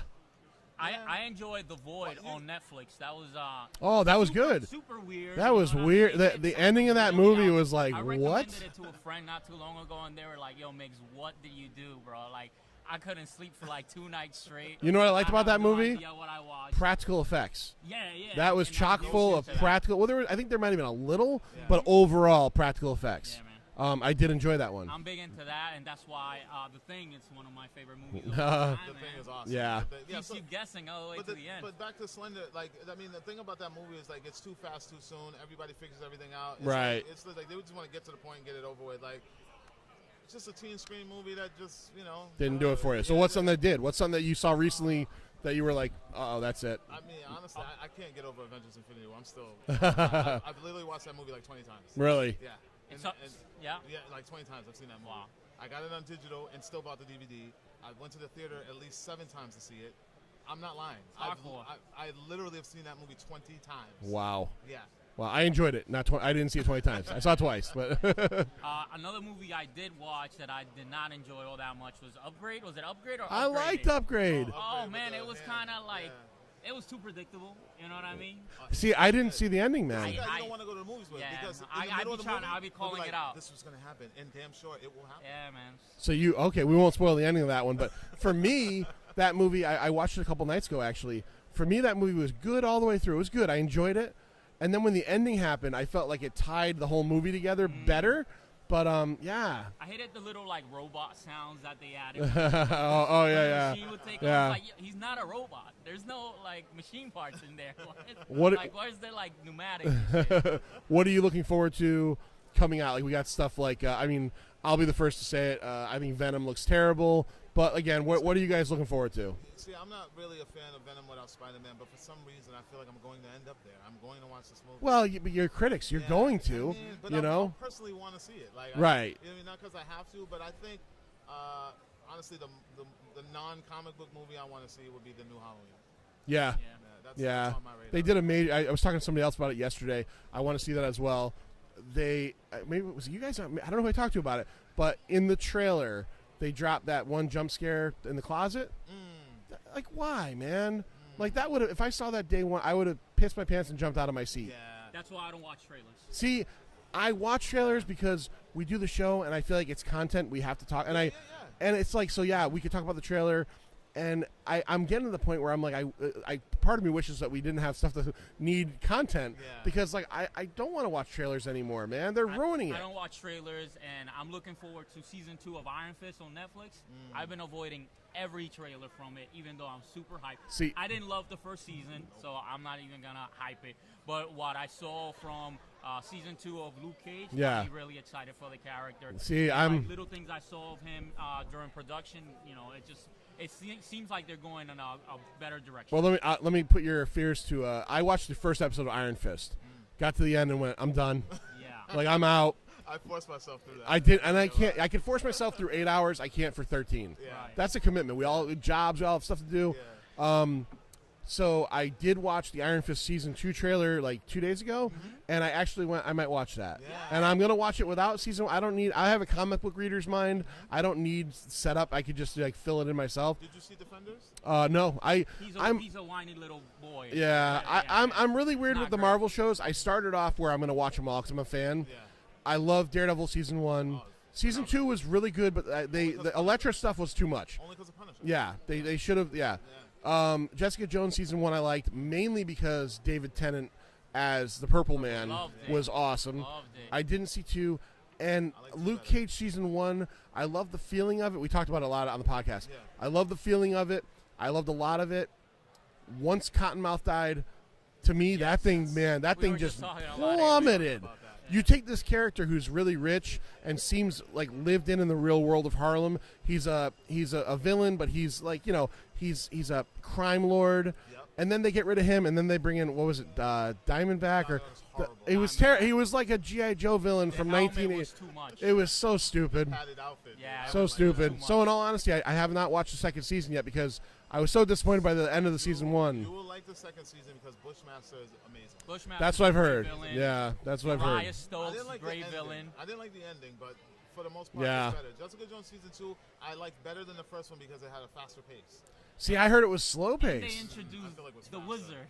Like whenever Oh, you're gonna see okay. the Wizard on Yeah. the Netflix show. All right. No, I like the pace of the second season better than Yeah, I've kind of fallen off on them. Daredevil season 3, I'm a big Daredevil fan. Bullseye, it's gonna. I cannot wait for that, and I don't know when that's happening. Punisher season 1. Everything's Is it this supposed to fall? drop this year. All right, they're doing it all. Daredevil, Iron Fist, and Punisher. Punisher season 1 was good, but I felt like it was too long again, and it was slow. And I honestly felt like, as much of a Punisher fan as I am, I liked Micro more. Like the guy who played, I was like, I'm more into this character. Like he's really cool. So, So it was cool. Yeah. Moving forward, they're gonna be moving to 10 episodes. So that might. Is that true? Yeah. That's Yeah, that Iron new- Fist is gonna be the first one that's only gonna have 10 episodes. It doesn't need more than that. This is you know what, we're gonna record later this week, and I'm gonna bring that up, and I'm gonna credit you guys because I didn't know that, because we have for a year and a half now, anytime the Marvel shows come up, the first complaint is 13 episodes is too much. Like I didn't see Defenders, but I was glad when they went to 8 for that. But then the next thing comes out, Iron Fist, and it's 13 or whatever was after Defenders is back to 13. You know, especially when you're doing a format where you're dropping everything at once. You don't need 13 episodes. Defenders was easily forgettable. It was easily I've heard. I haven't seen it. I haven't heard anybody tell me you got to watch it yet. It's not that great. Yeah. The only thing that it sets up is Misty Knight's story, and other than that, you don't really. Yeah, that's what I've heard. That's what I've heard. It's easily forgettable. It feels like a continuation from Iron Fist season 1 because it's like mainly around him, but after that, it's just like whatever. Yeah, Yeah. he plays a huge part, and like I said, he's just. Man, wine. I finished the ending of that first episode of Iron Fist, and I went down to see if it was 13, and I went 12 more. No, it is not happening. Like, sorry, Marvel, you don't got me on this one. I don't blame you. Yeah. All right, guys. So one more time, give everybody website information. WeAreCritics.com, or you can catch us on Instagram. That's where most of our traffic is, and that's We Are Critics, We Are Critics Comics, We Are Critics Music on Instagram. Check us out, guys. I personally can endorse. I listened to an episode yesterday after I met these guys on Friday on the way here, and it was very cool. And we talked about it. These guys do something cool that not a lot of podcasts do. They've got kind of like almost like a mellow hip hop beat going underneath them, and they do it really well. Where it's not you can hear everything they say, and it's there, so you know it's there, but it's not there, so it's all you know is there. It's like the creative vibe. That way, if you're listening and driving, you can still nod your head to it. Yeah. Clean the house, that kind of thing. It was good stuff. Awesome. Guys, thank you so much. Thank Thanks you. for coming on. No problem. And talk to these guys over here. They're doing the Charlton movie. Check out, man. This is some Connecticut history. This is some Connecticut history. And if you guys can, that was cool. I think I mentioned it to you. CT Horror Fest. We're sponsoring this. It's Saturday, September 15th in Danbury, Connecticut. If you're into Halloween, they're going to have Nick Castle, PJ Souls, and Nancy Keys from the first movie. Pam Grier is going to be there. Dee Wallace will not. She canceled. See if we can get some of these guys to come down to the binge. There you go. So September 15th, come down. All right. You know, they don't do press, but yeah, I think the tickets are fairly cheap.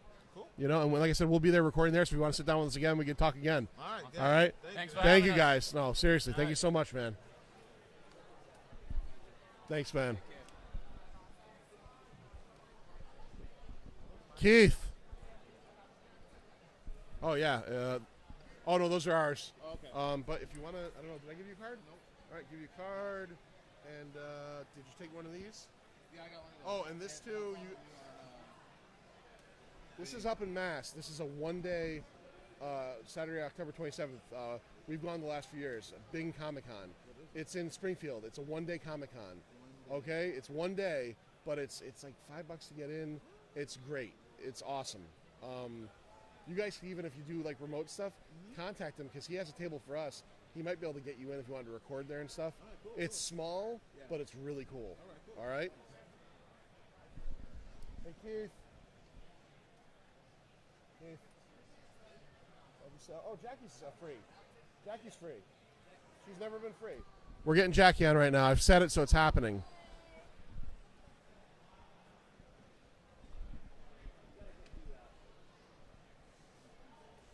That Ripley cosplay.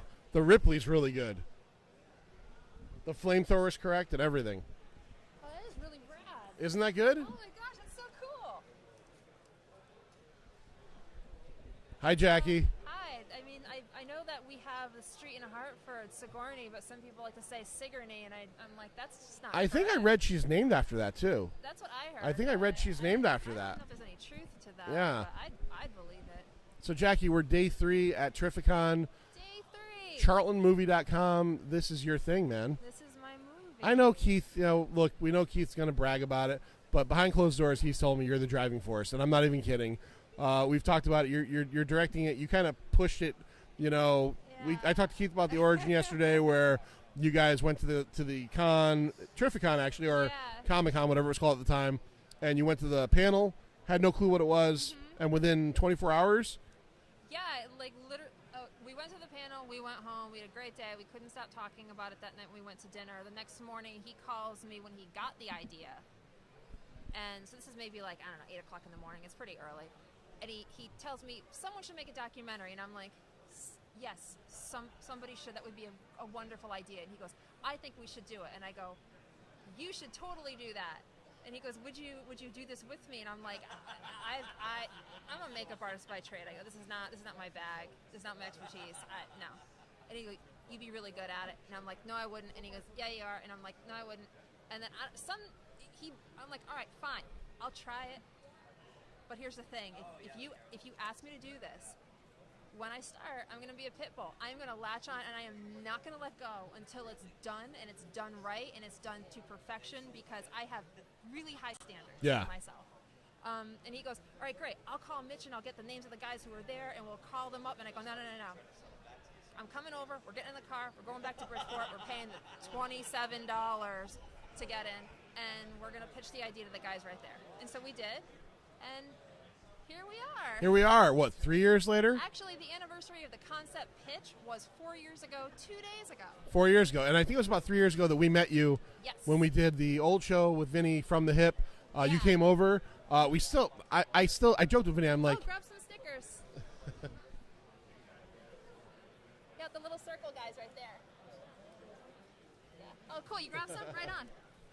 DuckTales. DuckTales. Yeah, so you came over, you did the show with us. Yeah. To this day, I still said, I said to Vinny then, I'm like, that was really cool that like a young lady single comes over with a bunch of guys and just chills out. And because I'd be honest, I'd probably be like, I don't know if I'm going there. I don't know. I mean, I've been single for so long, and like, so when a guy's like, hey, do you want to come hang out in like my friend's place? There's just gonna be like 3 or 4 guys. And I meant single by yourself, by the way. I wasn't pointing towards your status. That too. Yeah. I just meant like you came by yourself with 3 guys podcasting. I'm like, this could be a trap. Yeah, sure. Yeah. Well, I mean, Admiral Akbar wasn't there to Yeah, really. Yeah. He helped them out a lot. Well, I mean, spoilers, I lived. Yeah. So this is proof, and it was not creepy. Not creepy at all. Not a killer. Yeah. So and then last year you guys came on the radio show, and we came out and saw you when you were doing your library tour. So you guys are getting close. We're getting close. So do we have? I know you don't have a date, but do you have a feeling? Do you have a? I mean, okay. So we're always trying to move this thing forward, and we are so close to post-production, like super close. Like yesterday, we were like this close. Like today, we're actually like that close. I mean, you saw my hand gesture. Yeah. That's because after a year and a half, we got Roger Stern. Finally, he agreed to do it. And this morning, I remember you saying. He sat down with us, and so now he's locked in. As long as Keith doesn't digitally erase that card. Has that happened? No. Oh, okay. Oh my God, how terrible would that be? Awful. All right, so was he the last person you wanted to talk to? No, we have one more important person that's like putting a cat into a bathtub, and that is, wait, hang on, I gotta say it as his handler says it. Mike Zeck. Oh, Mike Zeck, who's here. Yeah, no, you can't. No, here's the thing. Oh. Have you been by Mike Zeck's booth? No. No, okay, when you approach his person that manages him, she just can't say Mike Zeck. You have to say Mike Zeck. Mike Zeck. No, louder than that. Mike Zeck. There you go. That's the only way you can say it. Wow, Mike Zeck. See? All right. So, cat in a bathtub. Is he? Cat in a bathtub, super shy. Shy. Okay, not prima donna, just shy. Just shy. All right. Well, you can work with shy. Yeah. Prima donna is a whole other thing. I mean, I'm persistent. consistent. I'm annoying. I make a nuisance. How so- close were you? Unfortunately, we lost Steve Ditko a couple months ago. Were you guys even like? Were you ever on the level of like getting those letters he sent people? Like you saw some of those letters. Have you ever read any of those? Oh no, I've got heaps of those letters. Yeah. Okay. So you got him. Yeah. Was he ever seem like he was maybe swaying, or was it always politely saying no? Here's the thing. I thought I could get him, and the more I got to know him, I realized this was never going to happen, and that's fine. Right. But I met with him 6 times. I know he prefers people to correspond with him, which I did, but I would always hand-deliver my letters. Right. And every time I'd go, after the first time, every time I'd show up after that, I'd knock on his door. He'd answer the door, and I'd go, "Hey, Steve, it's Jackie, that really annoying blonde that won't go away." I'd give him a very brief verbal update, and then I'd go, "I've got your letter, and so here's all the details on what we've been doing." And he has stated in other letters that he hates that all people want are something from him. Right. There's always something. So I told him in the letters, and I said, I don't want anything from you, except if you think I'm on the wrong track, if you think I'm doing something wrong, if you think I'm doing dishonor to the Charlton name, please speak up and say, what the hell are you doing? Right. Otherwise, I'll assume I'm doing okay by you. Right. Or if you have misinformation in there that he knows isn't true. Yeah, I said, just fact check me. If but he never said anything, and every time I saw him, when I'd say it's that annoying one that won't go away, he'd usually laugh.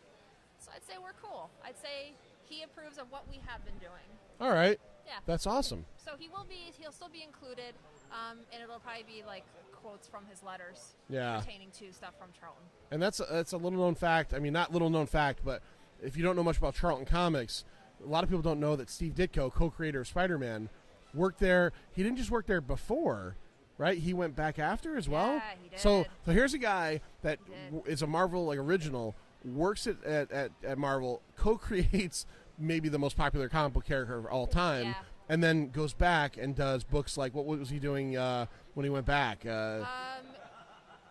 a little bit of everything. One thing that I was just talking about with Roger this morning is that he did some horror stories with the horror host, The Many Ghosts of Dr. Graves. Okay. And if you look at Dr. Graves, M.T. Graves, and you look at Dr. Stephen Strange, you've never seen these two guys in the same comic book or in the same room. So I'm just saying, okay. And M.T. Graves, he was after Strange? So. Before and after. Oh, okay. Before and after, so, Interesting. So maybe Dr. Graves, Nothing I had ever heard before.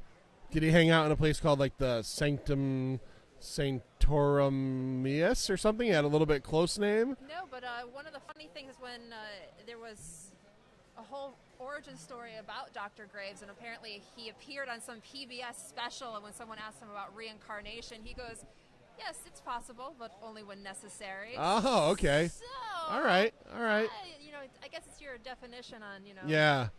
All right. Well, that's awesome. It's kind of fun. That's awesome. So tell everybody where they can follow you on social media, your website, everything where people want to latch on and learn more about this. Really important. Latch on like a parasite. We love our followers. We interact. Please interact. We love that too. So we are on Facebook, the Grams, and the Twitters. Everything is at Charlton Movie, CharltonMovie. Not Charleston, not Carlton, not Charlotte, Charlton. And then CharltonMovie.com. CharltonMovie.com. CharltonMovie.com. You just talked to the driving force, the director, Jackie. And Jackie has one of those last names I'm always afraid to say, but I'm going to give it a shot one more time. Okay, it's Jackie Zabushka. You're zhuzhing. No zhuzh. That's what I did wrong last time, right? Yes, Zabushka. Zabushka. Okay, Zabushka. I zhuzhed the wrong last time. I couldn't remember what I did the last time. Shirt, not my name. That's right. See? That's right. I remember you saying that. It was a while ago. Yeah. All right. So Charlton Comics, CharltonMovie.com, Pina Comics. We're going to take a break. Thank you so much. Yay. Thanks. Yes. Absolutely. All right. You know who he is, right? I know. Yeah, George Wildman. Yeah. You're good. I need to stand up for 2 minutes. Stand up. Why do you need to stand up? Oh, my legs hurt. Your legs don't hurt. Oh, they hurt. Are we still live, or is it? Get in there. There we go.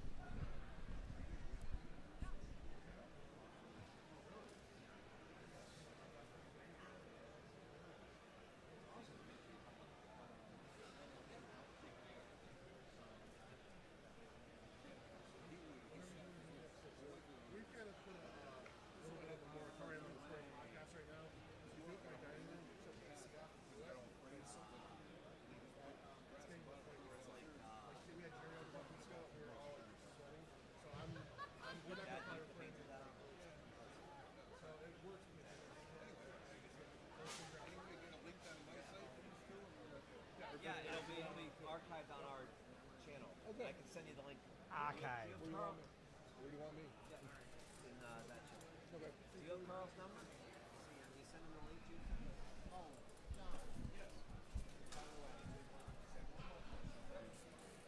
Oh. I think you guys got to become. I'll talk to you later about the Facebook group Wild Man's Wonderland. Have you seen that? I'm not on Facebook. Oh, you're not? Okay. All right. I just figured it's a way to drum up customers. It's all good. Keith hates Facebook. All right. Well, that's a start. You're on Twitter way too much.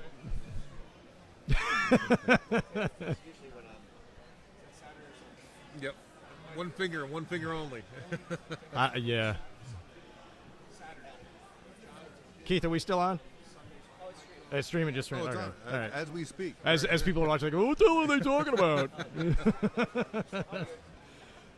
All right, so this is Carl Wildman. Good to see you. Nice to meet you. Good to see you. Actually, we met you before. Yes. Oh, there we go. Excellent. It almost looks like me. Your dad was George Wildman, who That's was editor-in-chief at Charlton for a while, yep. Who I've actually met. Okay. A few years ago. He actually, he literally, so not a word that I like to use, but he literally walked into a comic store that I was frequenting at the time, and he walked up to the owner of the store, and he introduces himself, and I just had to overhear it, and I was like, Charlton?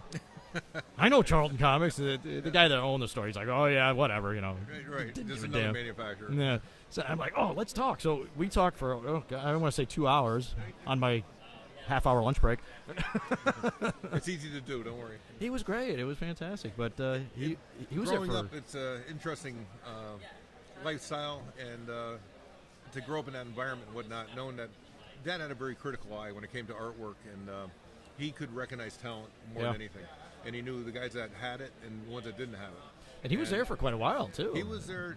He actually started freelancing with them in about 1958 and 59. There you go. He was doing Atomic Rabbit and Atomic Bunny freelance because they had a kid on the way. Yep. And they're buying a house and whatnot. And he was actually doing work for Dick Giordano at the time. Because There you Dick go. Giordano started there. Yep. And ironically, I came across a canceled check that was signed by my dad to Dick Giordano, and Dick actually endorsed the back of it. And then Dick went on to, as everybody probably watching this knows, to DC fame and whatnot. So it's a kind of a small circle of friends. But Charlton was so instrumental with getting good talent out there. It's very humbling in a lot of ways that people have. I've gone to other Comic Cons where you walk up to an artist, you reintroduce yourself, and a guy will just drop the pen, get up, and give you a hug. Right. Just to say you're still around, you still exist, and your dad did such a wonderful thing for me to give me my start. Sure. It's a cool thing.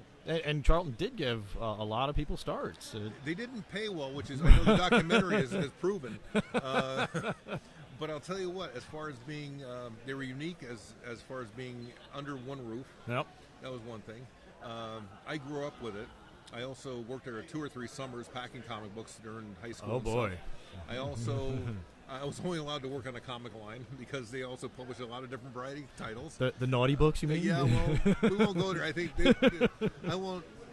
I can't improve probably anything that hasn't been already said in the documentary. True. So, and in the magazine division, when I went back in college and actually did a summer internship there also, I was only privy to work on like Fighting Army or some. They kept the titles clean that I would be working on because they knew it is what it is. Yep. You know what I mean? And I can see where the publishers probably said, hey, it's a market. We got to keep the presses rolling. And they were interesting in the sense of it was all under one roof. Yep. It's one of the things I always thought was interesting about them is that they were smart enough to keep everything in-house and had their own vehicles, had their own distribution system, and it was unique, as you say. I mean, it was for the time period, too. Right. You know, I mean, as far as that goes. And I know, being a kid growing up with it, I only could see a certain part of the aspects of it. You know what I mean? I know it was what it was, you know, because you start to realize that there was a difference between divisions and a difference, say, between a magazine and a comic division and distribution. Each would compete for different aspects of it, and the owner's attention, who needed, you know, and Mr. San Angelo, I still call him Mr. Everybody calls him the boss, the man, and all those kinds of. Well, guess what? He's still Mr. San Angelo to me.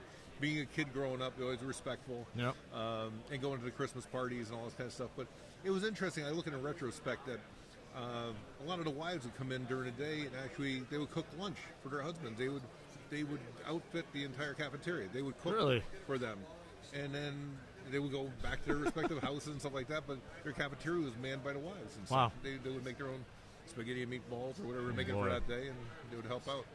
And it's also he had built quite an empire for himself. I give him credit. He when they were building a building, I guess he actually got up there on the scaffolding and actually helped them do the bricks when they were doing it. No kidding. He was very hands-on, you know. And only met him a couple times.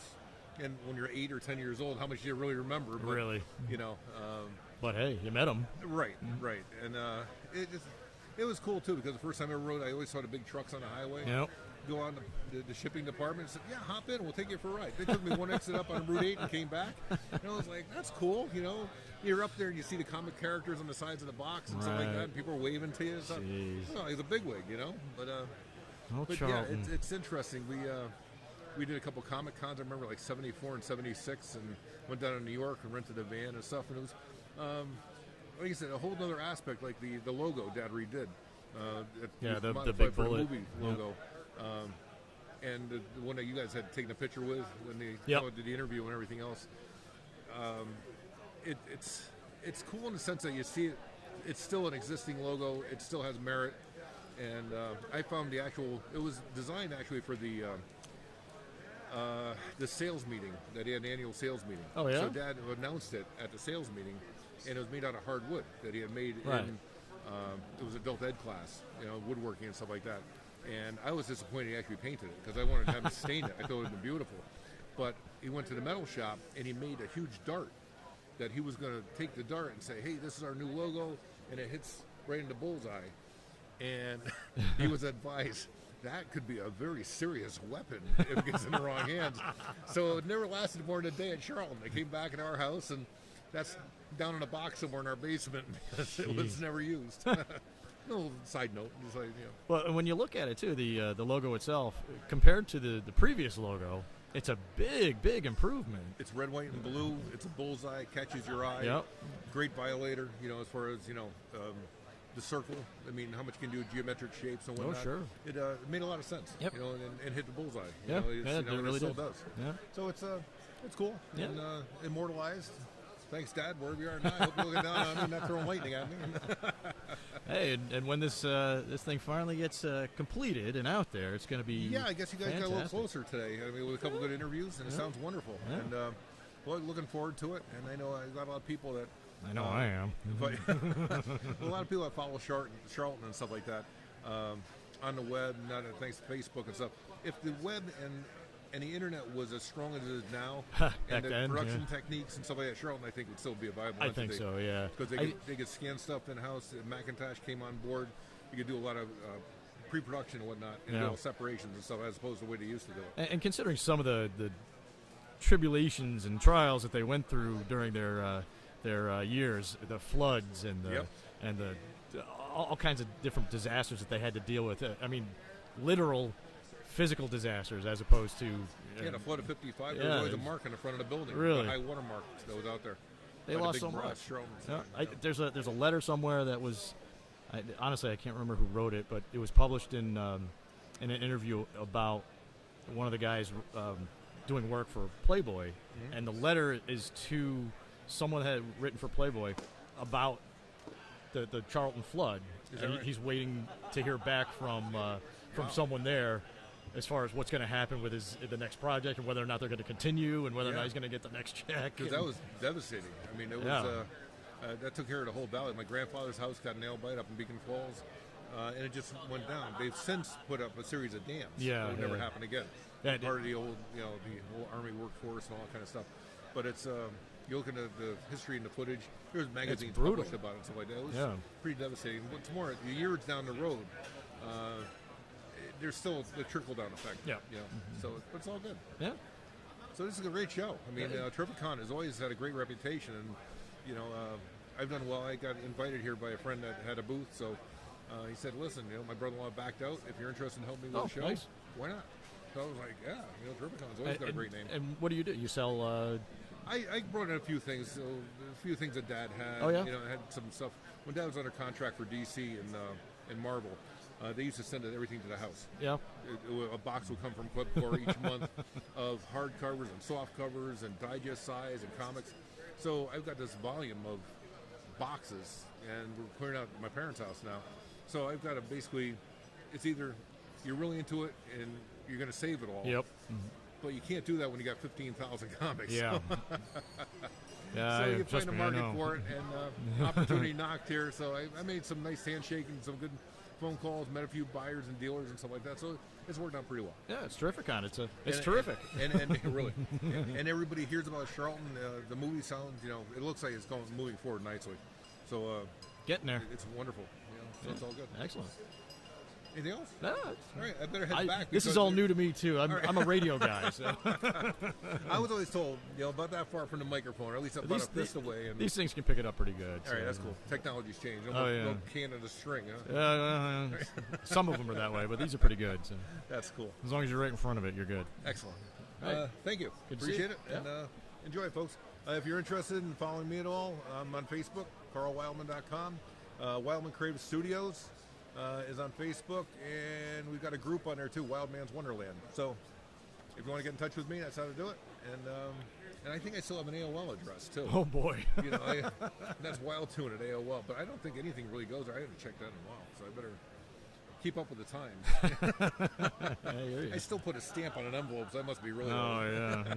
And do you have to lick it, or is it pre-adhesive? Yeah, I think you have to run them under a sink or something. So it starts to wear at your thumb and your tongue. You walk around, you toss the tongue like the old horse glue. I hope you guys enjoyed the movie. It's a great one. They came in and interviewed my dad for about 5.5 hours. Their equipment, they're very professional. I think you're going to see a great product when it comes out. So. I agree. That's going to look great. So anyway, all right. Thanks again. Yeah. We'll be in touch. All right. See you guys.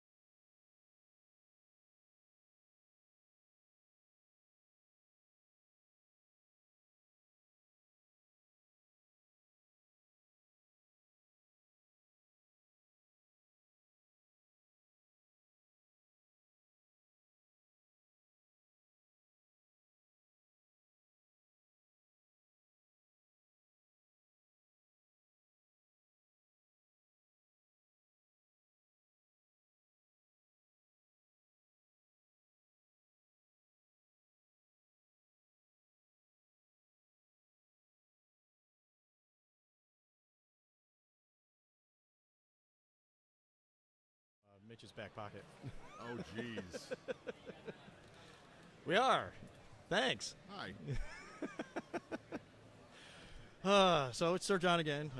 Rafer Roberts, Hello. writer and artist of many fine things. Mm-hmm. Currently on what? Currently, the current book that's coming out from Dark Horse. I'm writing. Kristen Gudsnuck is illustrating. It's called Modern Fantasy. Issue 2 just came out. Issue 3 will be out in 2 weeks. It's basically a tale of like a modern day Brooklyn, a city. If the entire world history was fantasy novels, Dungeons and Dragons modules. So you've got like orcs going on bad Tinder dates with goblins. Oh.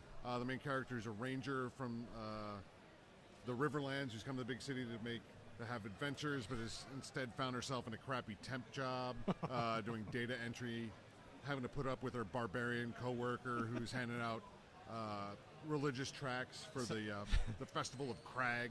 Somehow I missed this one because it sounds like it's right up my alley. Yeah, it's awesome, and she gets her wish, and they find an adventure that they have to go on, and like a fine fantasy adventure. Yeah, so be careful what you wish for. And then coming after that, just got announced this past week, I'll be working with Mike Norton again on a new book called Grumble, which we just printed up ash cans of. It's not even in previews yet. Just got announced this past week. Coming out from Albatross in November. Albatross Funny Books, yeah. a fine company. Yeah, it's about Eddie. He's a con artist, low-rent criminal, magic user who pisses off the wrong wizard, gets trapped in the body of a pug, and now has to escape Baltimore and the forces of evil alongside his estranged half-demon daughter.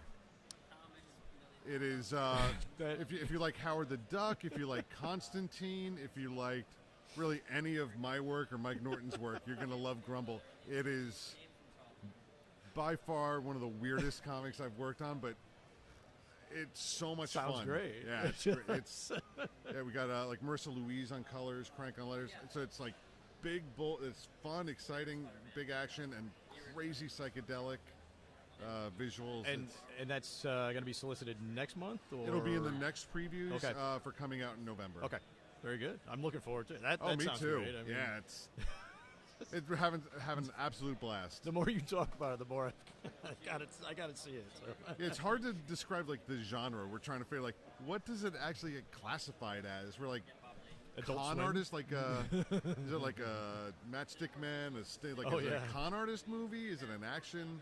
It's like Blues Brothers a little bit with because I just love writing chaos and then making Mike draw chaos, and it just gets bigger and bigger and like sequential art chaos. Yeah, he's real good at drawing crowds, so I like drawing. He He gets mad at me. He did Revival, which was an image book, correct? Yes. Yeah, and that was a crowd-based kind of comic. Yeah. I mean, a lot of people, a lot of images in that. So. Yeah, no, I love working with them. I love working with Kristen. Every artist I work with, I consider myself very lucky. I've never had a truly awful experience working with anybody. Except me. This is when you zoom in and it's like, hello, darkness, my old friend. We roomed together in the worst flop house in New York City. Oh, God. I've come to talk with you again. You should probably say hi to Lonnie. He might be watching. Hey, Lonnie. How you doing? What else you got coming, or is that it for now? I've got a couple of pitches in the works. Yep. Nothing worth really talking about, but probably should like mention 5 or 6 different projects in the pipeline that'll be coming out eventually, hopefully. You worked on Archer and Armstrong at Valiant for I did. What, 2 years? Yeah, we did 12 issues. 12, yeah. Dave LaFuente, Mike Norton is where I met Mike. That was great. Yep. Did about a year on Harbinger Renegade with Derek Robertson. Juan Jose Reap did some stuff on there. That was a blast. Some good stuff. Yeah, it's like it was great. Bouncing around. I mean, Valiant, Dark Horse, now Albatross Funny Books, which is a great company run by Eric Powell. Yep. Yeah, of Goon fame. I'm I'm not memorizing any names today. I can't even remember my own. So. Well, it's like 20 minutes before we go home at the end of the show. Yeah. I didn't. I'm wanna glad I get up remember the today. name of my own comics. Like, you asked me what else I got coming out. I'm like, do I have anything else? I probably do, and my collaborators on that are really mad at me right now. So I know the feeling. It's just Sunday, and it's been a long weekend. Yeah. This is Terrificon it's expanded to a very large facility. No, this is great. This is the first year I've been at this place. It's really exceeded my expectations. It's Good. so much fun. There you go, Probably one of Mitch. the most fun shows I've been to, and profitable too. Oh, good. Yeah. Good. Very good.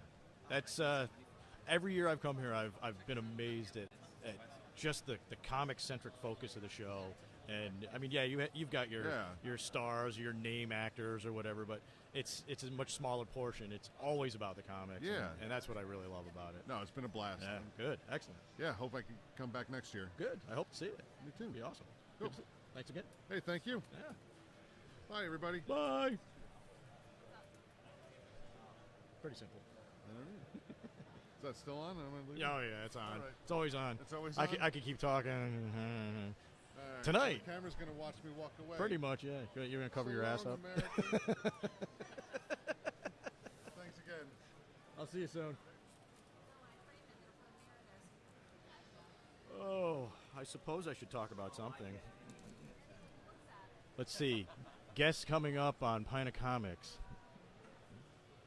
I'm trying to remember everybody. I have.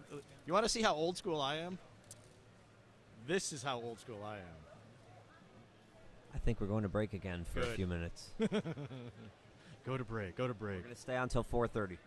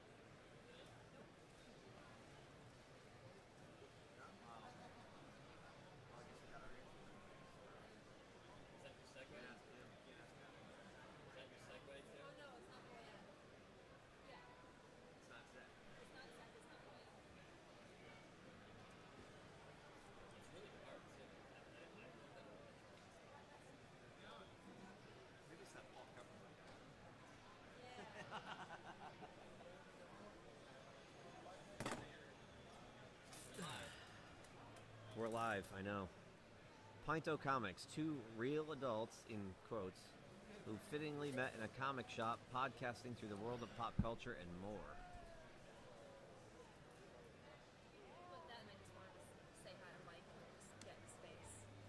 There's no problem with getting in people's faces. I want to go fill up my mug. Me too. So, what do you think this cookie is that Mitch gave us out of his ass? Well... No, I know. Look at it. It looks like a sugar cookie. Yeah. That it was jammed in his pants. Yeah, and he probably Why had is it... Superman green? Because it was in Mitch's pants? He probably had it in his back pocket. Yeah. And it probably stayed there for It at got least sweaty. until today. And it was probably given to him on Friday morning. Yeah, exactly. And then there's something he eventually wrong with this said, cookie. "Why is my ass killing me?" Oh, it's a cookie. Oh. He just gave it to John. And he gave it with angst, too. Oh, it was hilarious. He didn't even, He like, was he's just teasing him like, so here, I'll give you my cookie.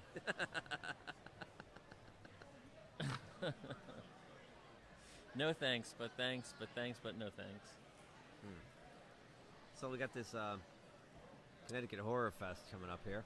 Yeah, you know, This actually looks interesting. Pam Greer's there. Did I mention that Pam Yeah. Greer's going to be there? Pam Grier. I like Pam Greer. I do too. love Pam Greer. Pam Greer's, I just looked her up, 69 years old. So that means when she did Jackie Brown, if my math is correct, 22 years ago, she was 47. So She did not look 47 in Jackie Brown. no, so I'm hoping that she doesn't look 69 if I go to this thing. No, I love Pam Grier. She's just awesome. Who else is going to be there? Nick Castle. Is that the guy who played Michael Myers, Nick Castle? I believe I'm so. not, Or he's in a boy band. I don't know. There's PJ Souls, whoever that is. You know, there's Nancy Keys. They're all labeled Halloween. You know what? They should get some big names. Like I would There's like Dee to Wallace meet. from E.T. I would like to meet John Carpenter. I I would- like John Carpenter's movies. Did you see that poster that John Amenta got yesterday? No. He got this like 50s, looks like an old 50s horror poster, but it's a tribute to John Carpenter, and it's got all his movies, even like Big Trouble in Little China on it. It's a really great cool. movie. Great movie. When he comes back, we'll ask him where he got it, because I'd like to go over. And you know, as bad as some of those, like the whole, you know, Kurt Russell and Snake Plissken. I mean, those movies. Escape from New York? I like Escape They were from New so York. bad, but they were so good. Well, at the time, I mean, you know, I remember I when never Escape saw from New York them. came out in 1981. I was 12, and you know, no, it was really good sci-fi. I thought it was like, you know, this dystopian science fiction tale. Is Yeah, that I the one watched it about 2 years ago and went, oh, yeah. this it was didn't better the age way I very remembered well. it. Yeah. Yeah. Now, was that the one with Borgnine in it? Who was the taxi Yeah, driver? Yeah, I think so. Was it Borgnine in it? I guess I just remember watching it going, oh, this is really boring and wow. But It didn't age well. Yeah. No, it didn't age well. And then there was Escape from L.A., Right. which was Well, almost unwatchable. Yeah, I feel like both of those movies kind of, they just blended in together. Right. But Big Trouble in Little China by far is, you know, and it's funny. Kurt Russell kind of goes through all the characters. Like he was Clint Eastwood, he was John Wayne in Big Trouble in Little China. Right. Who was he in the thing? He was I don't know. McCree. He was himself, maybe. In the thing. He was kind of a detective, you know. He was the one trying to get to the bottom of everything and keep everybody chill. But to me, John Carpenter's, you know, I think penultimate movie is right. the thing. You'll never top that. No. And that does age well and does still hold up today. I mean, if you watch the The Thing? yeah, Oh, yeah. absolutely. Rob Bottin's makeup really works. I know it's, you know, all practical effects, but you've got this alien being that's kind of shape-shifting, so kind of the clunkiness and the weirdness of it all works to this day. I was pretty young when I first saw it, and I think I was traumatized by the scene where the guy has got the defibrillator and he goes through his chest. Yes. And then the alien kind of closes in on his arms, and his arms Rips rip his arm, off. yeah. And then the head rips off the guy and turns it, like, into a spider. And it when it's going off the table, it's like gooey bubble gum, like right, the way it's right, just right. drooping And all down. these things are all these veins the are tendons snapping, are and snapping. things are squirting out. And I don't care. There's no digital effect that can compare to the gory, graphic, just pure gross. The horror of it all. And you got to think back to that time. I mean, in 1979 when Alien came out and that chest burster happened, like nobody'd seen anything like that before. And you could kind of fast forward a year or two to the thing, and it's the same idea. I was in junior high, and me and all my friends were like, "Oh my god, that was like the craziest thing." It was scary. It was just they should insane. Keep practical effects, even though most movies say no. I that agree with they you. were using practical effects. Although I will say that the new Mad Max movie definitely Fury Road was really good. All practical effects. Yeah. I don't think there was one really. There was some CGI enhancements. The arm on Celise. And they enhanced a few things with CGI, and of course the sandstorms were CGI'd. But beyond that, the stunts were all done real, and that's what makes a lot of these movies really good. When you were talking about The Thing, I was thinking about they did that prequel Thing movie a couple of years ago, where they told the prequel of the Norwegians. Right. And I thought the tone was, okay. I don't know why they made it, but okay, they made it. And so they tried to honor John Carpenter's the best they could and keep it consistent. But when they did those effects, and they were mostly CGI, trying to look like practical effects, it didn't work. No. It didn't work. No. They should have just done them practical. But I think they were afraid a modern audience would go, "What? These look terrible." Yeah. I don't know. And I think the best part about John Carpenter's The Thing was it was a suspenseful horror movie, because there were scenes in the movie where, when he's got the petri dish and he's testing That's the the blood. best scene in the whole thing. The suspense of that one scene, when you're just like waiting and waiting and waiting, it's like you're just on the edge of your seat. Right? He kept it so ambiguous that it could have been anybody. It could have been Kurt Russell. Like, you really didn't know who was a thing, or if they were all a thing, or today I think a lot of these kind of that you use that trope and you know who it is. Right. It's obvious from the get-go who's doing what, and they're acting peculiar, and it was just really, really well done. And even at the end of the movie, when the whole place just is blown to shit and they're outside freezing to death, and I forgot the black guy's name that survived with Kurt Russell. Yeah, I forgot. And they're just kind of sitting there like, so what should we do? And he's just kind of like, let's just drink, stay here for a while. Yeah, right, and drink some whiskey. And then the movie just ends. Right. So you never even know if are they gonna die? Is one of them a thing? Right. Are they both a thing? Are they? Yeah, exactly. So and it was kind of Tarantino's last movie, Hateful Eight, had a lot of those same beats in it. Same thing, and it's got that. Who do you trust? Who's on the level? Are they all bad? Are they all good? Who's it?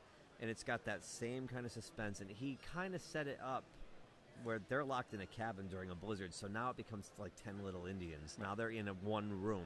Right. And he just, to me, it's his best written film. The dialogue is amazing.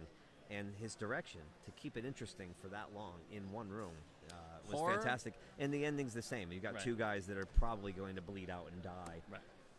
Stuck in this blizzard alone.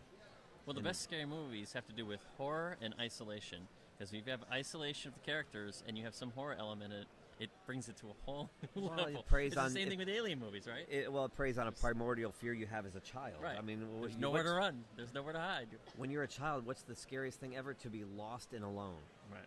And no matter how old we get, you're right. When you appeal to lost and alone, it works. It just works.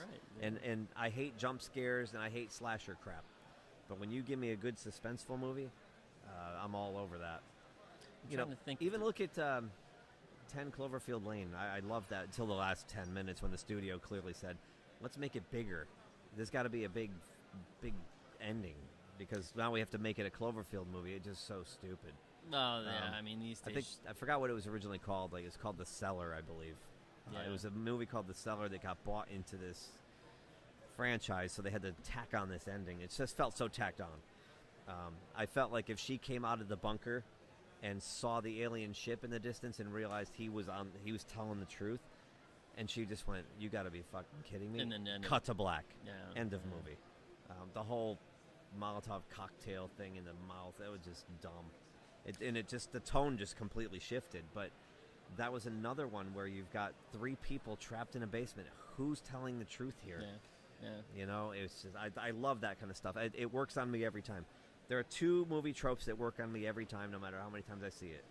Who do you trust, and the fish out of water. Right. You know, Right. like Wonder Woman, the fish out of water thing. It just works. I could eat that up. That's Hi. the biggest question we get. The movie's about They're asking if the halfway movie's finished yet. We're looking for some additional funding to get into post-production, which is the most expensive part. Yeah. We will finish it. Oh, We're going to add thanks, some more. man. We just interviewed Roger Stern this morning, so we're going to add some more. Yep. So, yeah, thanks for being interested in following along, and eventually we will get this. You're returning your Charlton movie sticker. What, is it used? You don't want it anymore? Grab a sticker. Grab as many as you want. Yeah, we got Oh, a no, bunch no, of this stuff guy. here. Grab a sticker. We got some stickers are free. Grab them up. Yeah. All of them. Grab handfuls. We got thousands of them. You could take all that's on the table. Did you have a favorite comic back in the day from Charlton? Oh, Space 1999. Yep. Yeah. So, yeah. Look at that. Yeah. We were lucky we got John in the movie. Yep. And of course. Yeah. Steve Ditko. We tried to get him. We tried. That's Yeah. not us, actually. Up- We're up the in the- black the cards front right there. there.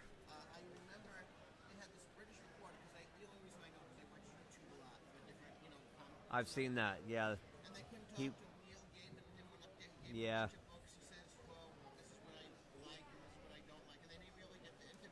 That's kind of what happened to us. Jackie met with him a couple of times, and he talked to her, but he wouldn't go on camera. So, you know what?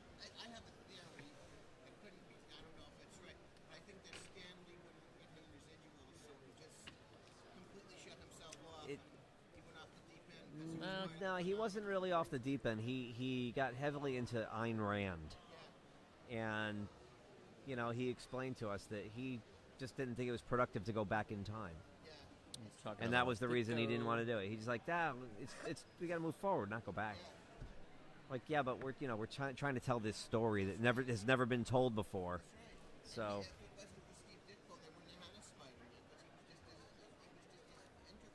Yeah.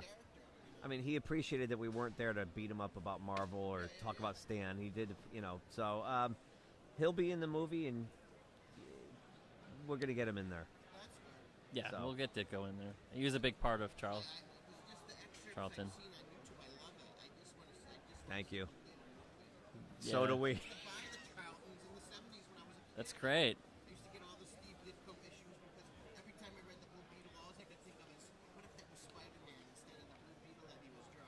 My favorite's The Question. Yeah, I love anti-heroes and ambiguous characters that ride the line, which is why I love Batman. Although Spider-Man is like one of my, if not, it's Batman and Spider-Man are fighting it out for my favorite.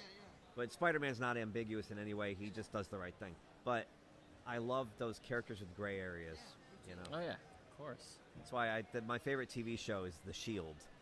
Because Vic Mackey, that character, was written so well that he was actually a borderline criminal, actually did a lot of criminal acts, but you're always rooting for him not to get caught. You can get that on DVD at Walmart for 32. I know, and they're putting the whole series on Blu-ray this fall with all new, they've got the cast back together, all new material. Yeah, I can't wait to see it. Phenomenal show. Phenomenal show. If you haven't seen The Shield, 8 seasons of, or is it 7 seasons? Glory. Some of the best TV writing and acting you'll ever see. I've never seen characters presented that felt so real. That and I hate cop shows, and that's why I refused to watch it for a while, and I finally gave it a shot, and I was like, oh my god, so do I. But The Shield, have you ever seen The Shield with Michael Chiklis? Oh, it's so good. Have a good day, guys. Hey, You too. thank you. So much. Enjoy the rest of the show. Thank you. So we were just talking about horror movies. What is your favorite horror movie? Don't say Aliens. Is that yours? No. We're just. I don't know we didn't say what my favorite. No, we didn't was. actually talk about what our I kind favorites of were, lean but- toward The Thing. Right. Or The Shining. John Carpenter's And The Shining's another isolation kind of I'm a big fan of the isolation. Like you said, alone and scared and alone and yeah. Well, off the top of my head, I would have to say Phantasm. Okay. Okay. I mean, it's arguable whether it's a horror movie or a science fiction movie. Right. Or just a confusing mess of a movie, but I love it for what it is. Well, I think the horror genre is similar to like music, though, because you got your slashers, you got like your really bad hokey movies, horror movies. Poppy, yeah. Right. Those And so- teeny bop ones. you Yeah, know, so it's don't hard to- answer the phone. Right. Yeah. You got your haunted house ones. Horror movies should not be PG rated. Well, there's a start. There's a start. One of what's this? One of a surprising one to me too was The Ring. I don't even know if you'd even call that a horror movie, so much as like a thriller or suspense. But when it started, I remember this when I went to see it, and it started with the teenage girls in the house. I'm like, oh no. That movie scared the shit out of me. Really? That image, Yeah. that When I image of first that saw girl it- coming out of the well. Oh, that's cool. It's a cool image. Oh, it's a I mean, great the way image. she walked, And I that didn't think weird, I- yeah. And that was a first because you didn't see anything And that like weird, that. like Fellini And that- film on the VHS right. they'd watch, and it's like a fly, a ladder, it's burning tree. It was like, what the hell is this? And then at the end, I think she like frees the little girl. Yeah. And the little kid's like, "What did you do that for?" And Yeah, I'm I like, know. Whoa, wait a That's second. it. Did have the nice twist Yeah, ending. yeah. Well, You weren't thought the supposed problem to was do solved, that. And all of a sudden, you were like, "Oh shit!" And you Yeah. knew It's a bad something. Yeah, it was a thing. bad thing. Yeah, that was. And that was kind of a nice little, Yeah, I But- did enjoy that one. The way and there's some great scenes in there, like when Brian Cox just electrocutes himself in the bathtub. Burnt Offerings. How about that Yeah, one? there you go. Yeah. But that was the basis because every other horror movie sort of imitated that from Yeah. that movie on. Like there's And that was- so many copycats. Well, then you had The Grudge and all those kind of Yeah. things. Yeah. Was that a noise? You had that time in the early 2000s, and you had like M. Night Shyamalama Ding Dong made the Sixth Sense, which was like a Hitchcock movie. Right. It was a grounded. I see live people. Yeah. Where? It is Sunday. It's late on Sunday. We're all dying off here. And then that kind of spawned a little bit of, it's a copycat business. I thought War of the Worlds was done, the remake. The Tom Cruise War of the Worlds was okay. You didn't like it? No? Okay. No, I liked it up until the last 10 minutes when Oh, somehow he walks Robbins? from upstate New York to Boston carrying his daughter overnight. And when he gets there, his son is there still all dirty from fighting whatever he did for a couple days, fighting the machines. But then his parents come out dressed like it's Thanksgiving dinner. Like, oh, you're late. And it's like, okay, first of all, why didn't the kid like get there and like clean up and eat and like sleep? Because he's probably almost died like 100 times. How did he get from upstate New York to Boston overnight carrying a kid? Right. And why are they all dressed up for church when the world was ending? What the hell? That was like the stupidest last 10 minutes.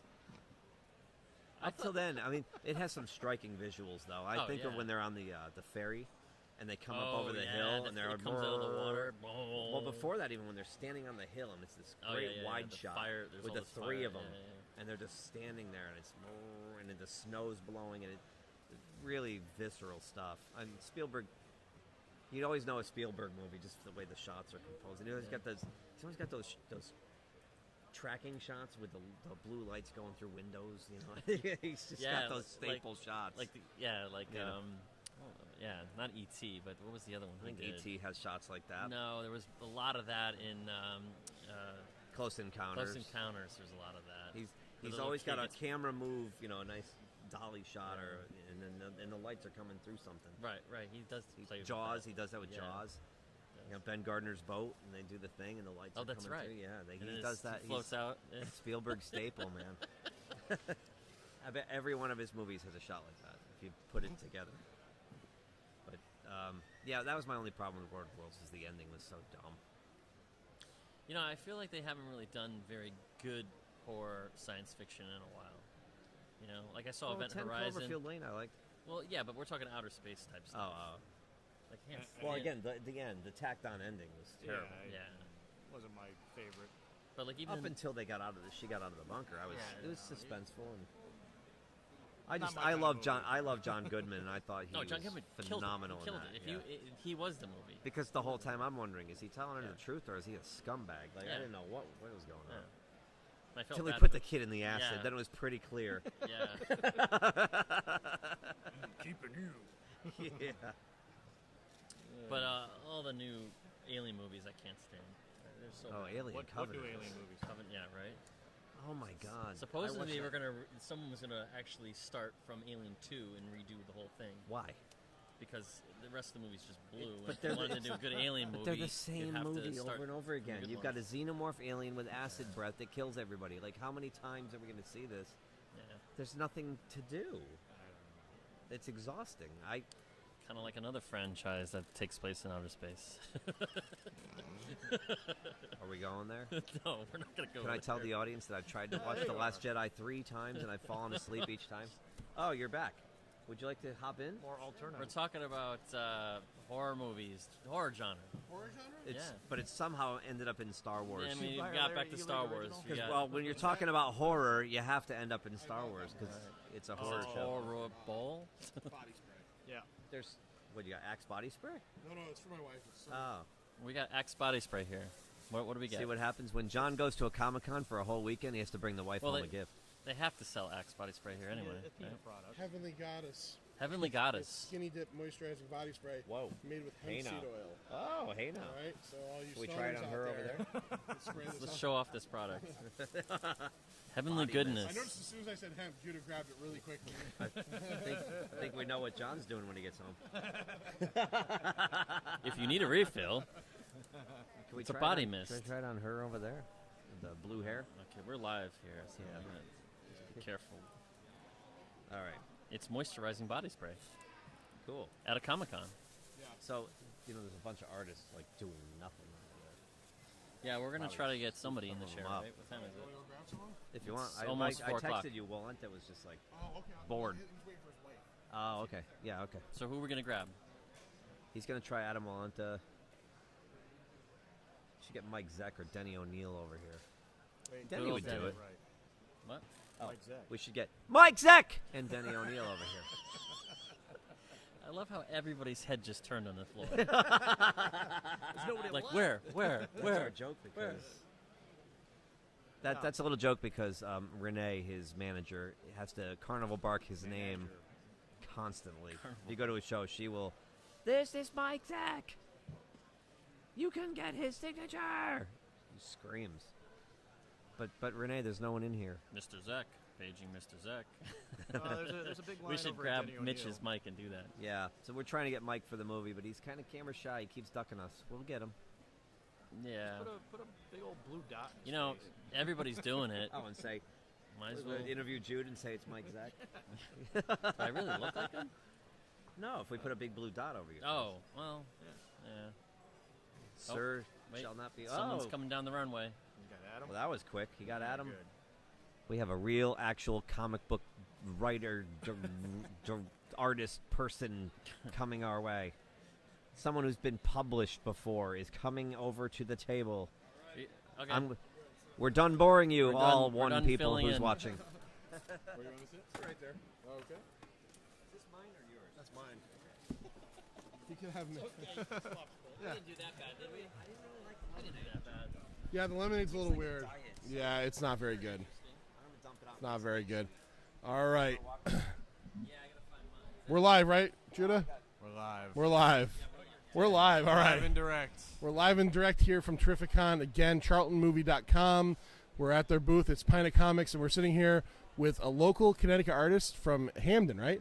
Hamden, Connecticut. I lived in Hamden at one point in my life. All right. Adam Walenta. Hi, nice Adam, to see everyone. What's going on, man? Pretend to see everyone. Yeah, really. You can see us. We don't see can't you. Really see you. Not much, man. Just at the convention. I'm promoting my new book, Punk Taco. Punk Taco. Spacefaring, guitar playing, intergalactic taco. That's right. Yeah. There's a taco for everybody. Yeah, you know, I read Punk Taco. You sent us the PDF a while ago. I really liked it. Very uplifting, all ages book. But I just thought, how hard must it be to be a taco? Because I wanted to eat him the entire time. And he has that problem in here. Yeah, If you remember, yeah. like, someone wanted to try to eat him, and he had to, stop him and say, "Listen, I'm not food." Yeah, Right? he's a sentient person. That's right. Just happens to be made of delicious meat, onions, olives, tomatoes, and cheese. Yep, now we see you here, Adam Walenta, but then there's Makana Walenta. That's my son. Your son. Your how old son helped you write this book? We started the idea around 4.5, 5, and he's 7 now. So it took us a little while to get the book completed, and we had another child in between. And but McConaughey helped come up with the story, helped design the characters, and he did a short story in the back of the book that he helped color. So it was a lot of fun working with him, and we're working on Volume 2 now, and he's playing a big part in that as well. Oh, okay. So this is not just a one-off story. Yeah, we're definitely going to do at least 3. Okay. So this is Volume 1, and Volume 2 will be coming out later this year, early next year, depending on how quickly we get it done. All right. And but it's coming along nice. We're already 36 pages in. So Awesome. So it's actually going to be bigger than this one, and it's even more epic. Actually, it's even more epic than it's more weird and more epic for sure. So like I said, I think I used the word before when I told you. I felt it was like a really positive tale. Thank you. And what I mean, besides that, let's just get past what the story's about. This is an awesome hardcover. Yes. This is like it looks great. It feels just as a reader, this is a very cool bound book. I don't know. It's got a great design. I like the size of it.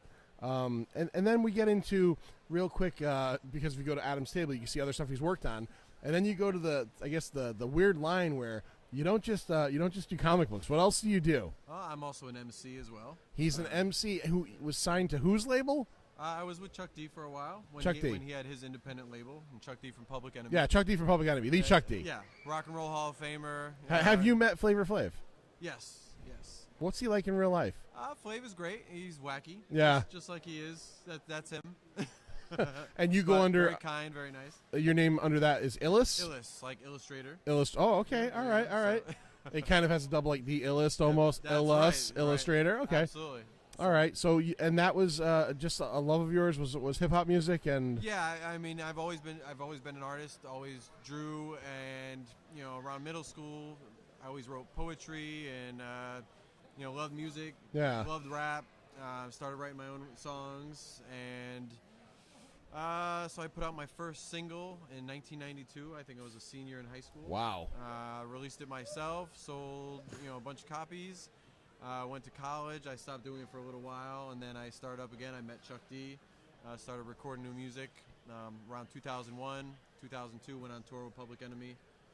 That's incredible. Been releasing albums ever since, independently and through Chuck's label as well. And just have fun with it. Yeah. So just like the comic, the music has a positive message. Right. It's hard hitting, but it's like late 80s, early 90s rap where they had a message. I hate to say this, but when rap was still really good. Yes. Yeah. Well, to be fair, it's still great. There's a lot of great stuff, but you don't see as much of it. It's not on the radio. There's no MTV. Yeah. Music. There's no videos. But there is a lot of great stuff now. So okay. All right. I never like saying that because most of the stuff I listen to now is new stuff. But really? But it's still got that. It still makes me feel like it's 1988 again. Okay. So all right. I mean, there's groups like Atmosphere, Black Alicious, lots of groups. Brother Ali. They're just putting out really positive, great uplifting music. Okay. So you should check it out. When it comes down to it, in the end, do you consider yourself one doing the other, or the other doing one? Are you a comic guy who raps? Are you a rapper who is a comic guy on the side, or does it not matter to you? It never did matter. More recently, especially with Punk Taco, I'm more of a comic guy yeah. right now. I haven't written any new material for music in about a year and a half. So okay. I've been not in a slump, but I've been focused on this. Right. But when I'm driving through town, one of my producers is from France. He's always sending me beats. There's always some ideas going on in my head for albums, but right now I have a commitment to make Punk Taco the best it can be. Right. And so I'm really focused on Punk Taco. So where can everybody find Punk Taco? On Amazon. You could go to my website, punktaco.com. From there, you could buy it on Amazon, or you could buy it directly from me. So the plus and the negative is on Amazon they sell it for a little bit cheaper, but the plus is if you buy it from me, you get an autographed copy. And if I have time, I do sketches in the book as well. And by the way, he has a really awesome sketch over at his table of Spider-Man done as a taco. Yep, Spider Taco, and it's really cool. Thank you. Do people often have you do different mainstream pop culture characters as tacos? Yeah, I've done like Captain America's Punk Taco. Yeah. And, different Avengers and such. Do you get anybody asking you for can you do a burrito? Can you do the thing as a burrito? Or no, I haven't been asked that you're yet. strictly just working with the taco motif right now. That's right. Yep. Well, and his arch enemy in this one is a big giant hamburger. Yes. So. Yeah, they're floating around in space. It's a band. It was very cool. Yeah. It was very cool, and I definitely encourage people to pick it up. Like I said, all ages. If you've got a kid that is getting into comics, it's a great way to jump in. Yeah. And it's a book that they could grow with too. So if you have a young reader, they can read it, or you can read it to them if they're not quite at the level of some of the words in the book. Right. And as they get older, they're going to pick up on things in this book, I think, that they may not have picked up on if they were really young. Right. Some of the themes and the messages and stuff like that. So it really is a book for all ages.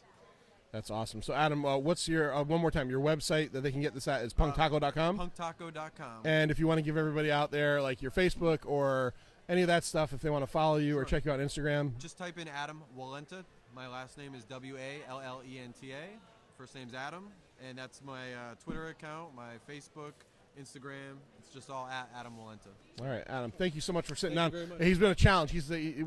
He's got his kids at his booth, and he had to wait for his wife to come over to be able to watch the booth. Yeah. But we finally got him over after 2 days, and it was well worth it. Thank you very Adam, much. thank you so much, and good luck with Punk Taco Volume 2.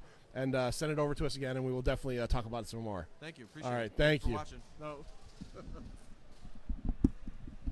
right, man. I appreciate Dude, that. thank you really. so much. Seriously. It means a lot to me that you like the book. Yeah. Here, you know what? Matter of fact, check us out at some point. Okay. So we'll just be able to watch it. This is on video. You keep coming in.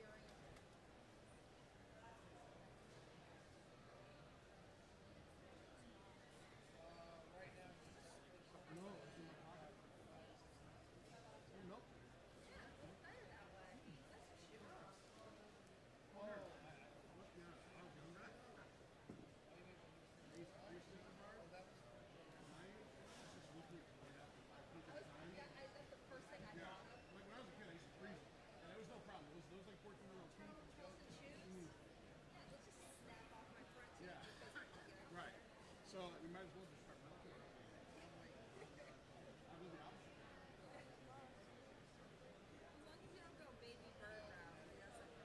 No.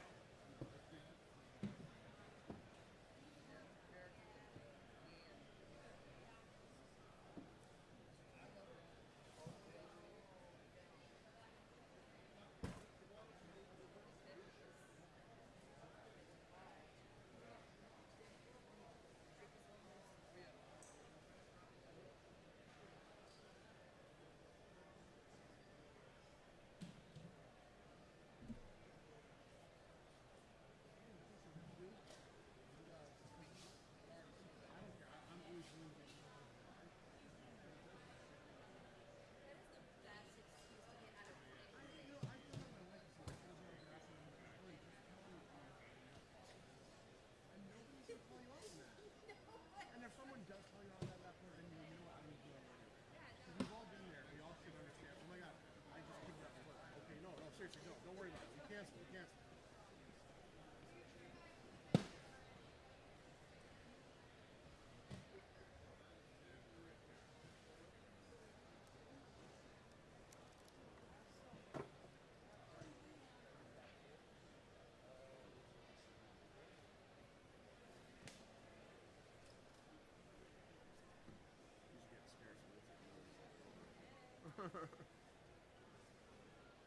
This might be it.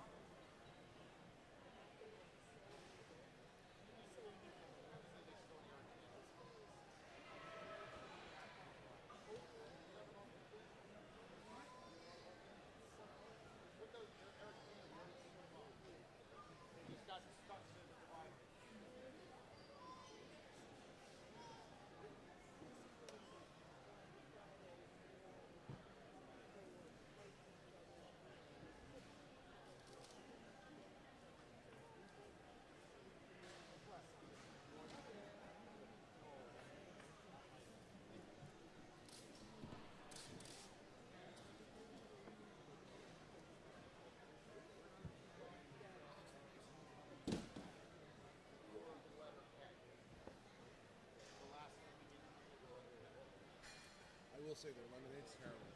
Yeah, no, it's okay. He's got me for the weekend. I don't drink soda. And he said diet soda has like that aspartame taste to it. Lemonade, don't do that. Yeah. Lemon water and a little sugar.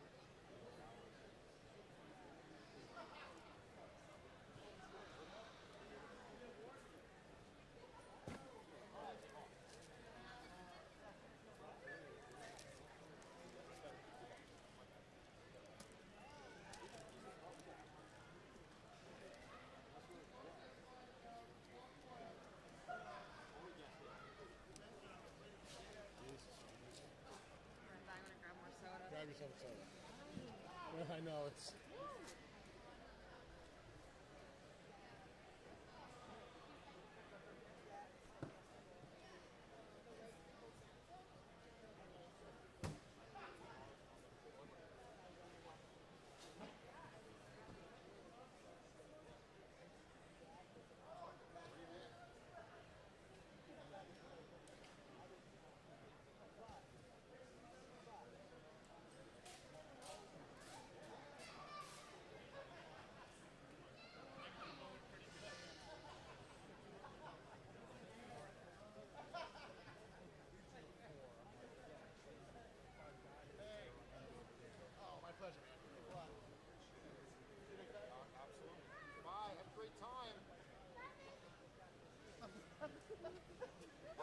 He calls everyone a bitch.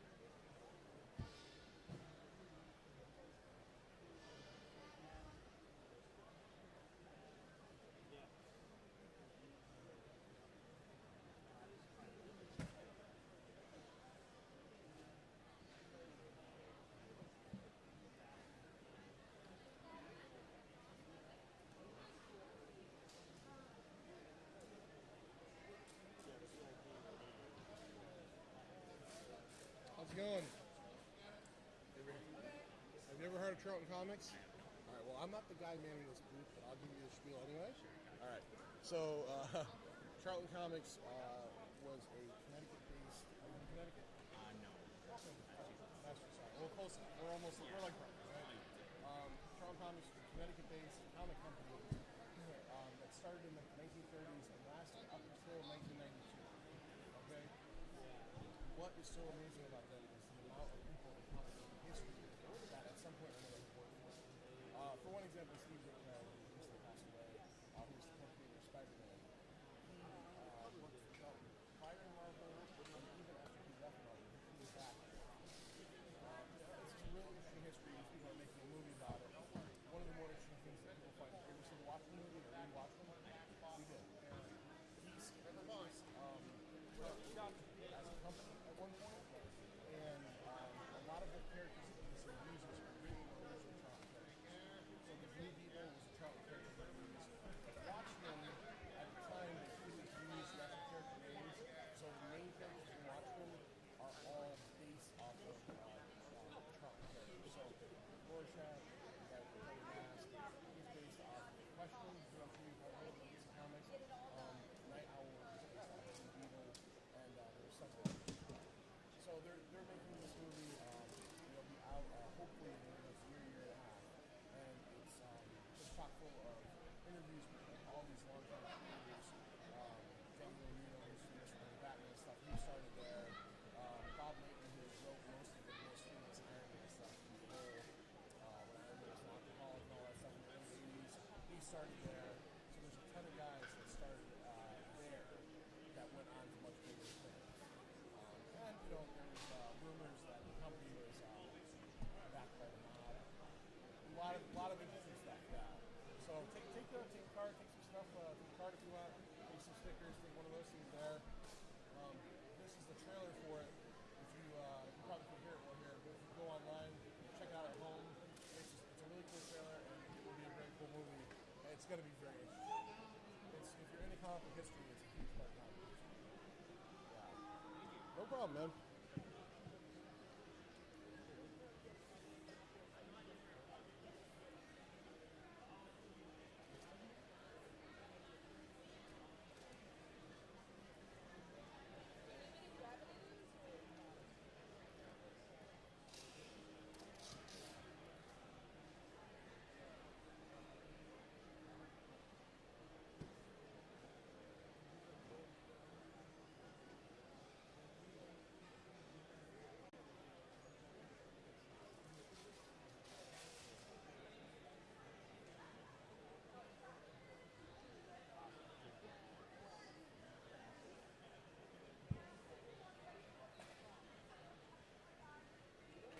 You're going to be proud of me.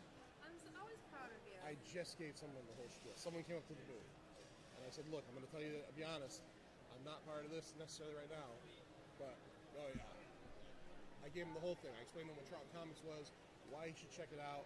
I gave him your card. I told him to go online, check the trailer out, and the whole 9 yards.